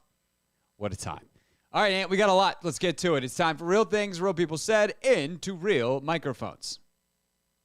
Real things. We're not going to be sucked this year. Real people. 5-11, not very good. Said into real microphones. You know, the culture is actually damn good. All right, we got a lot of stuff to get to. NBA draft last night. I guess Victor Wembanyama gets to go first because, well, he went first. We got some stuff from Scoot. We got some Grady Dick in Real Things today. Let's start with Wemby, though. You might have seen he threw out a first pitch at Yankee Stadium. He rode the subway. He barely fit to get there. He didn't have the world's greatest first pitch, which is saying something because, you know, by the time he, gets down off the mound and, releases the ball, it feels like it's halfway to home plate because he's so damn long. But what did he have to say about his first pitch? He was needled about it last night on the ESPN broadcast by JJ Redick. How do you feel about your so first pitch, by the way? Yeah. How do you feel about your first pitch? How would you grade it? I wish I could do it again. I think you can. I'm gonna do way better. Yeah, you'll have more opportunity. I think you're going to have an Sure. opportunity to do another first pitch.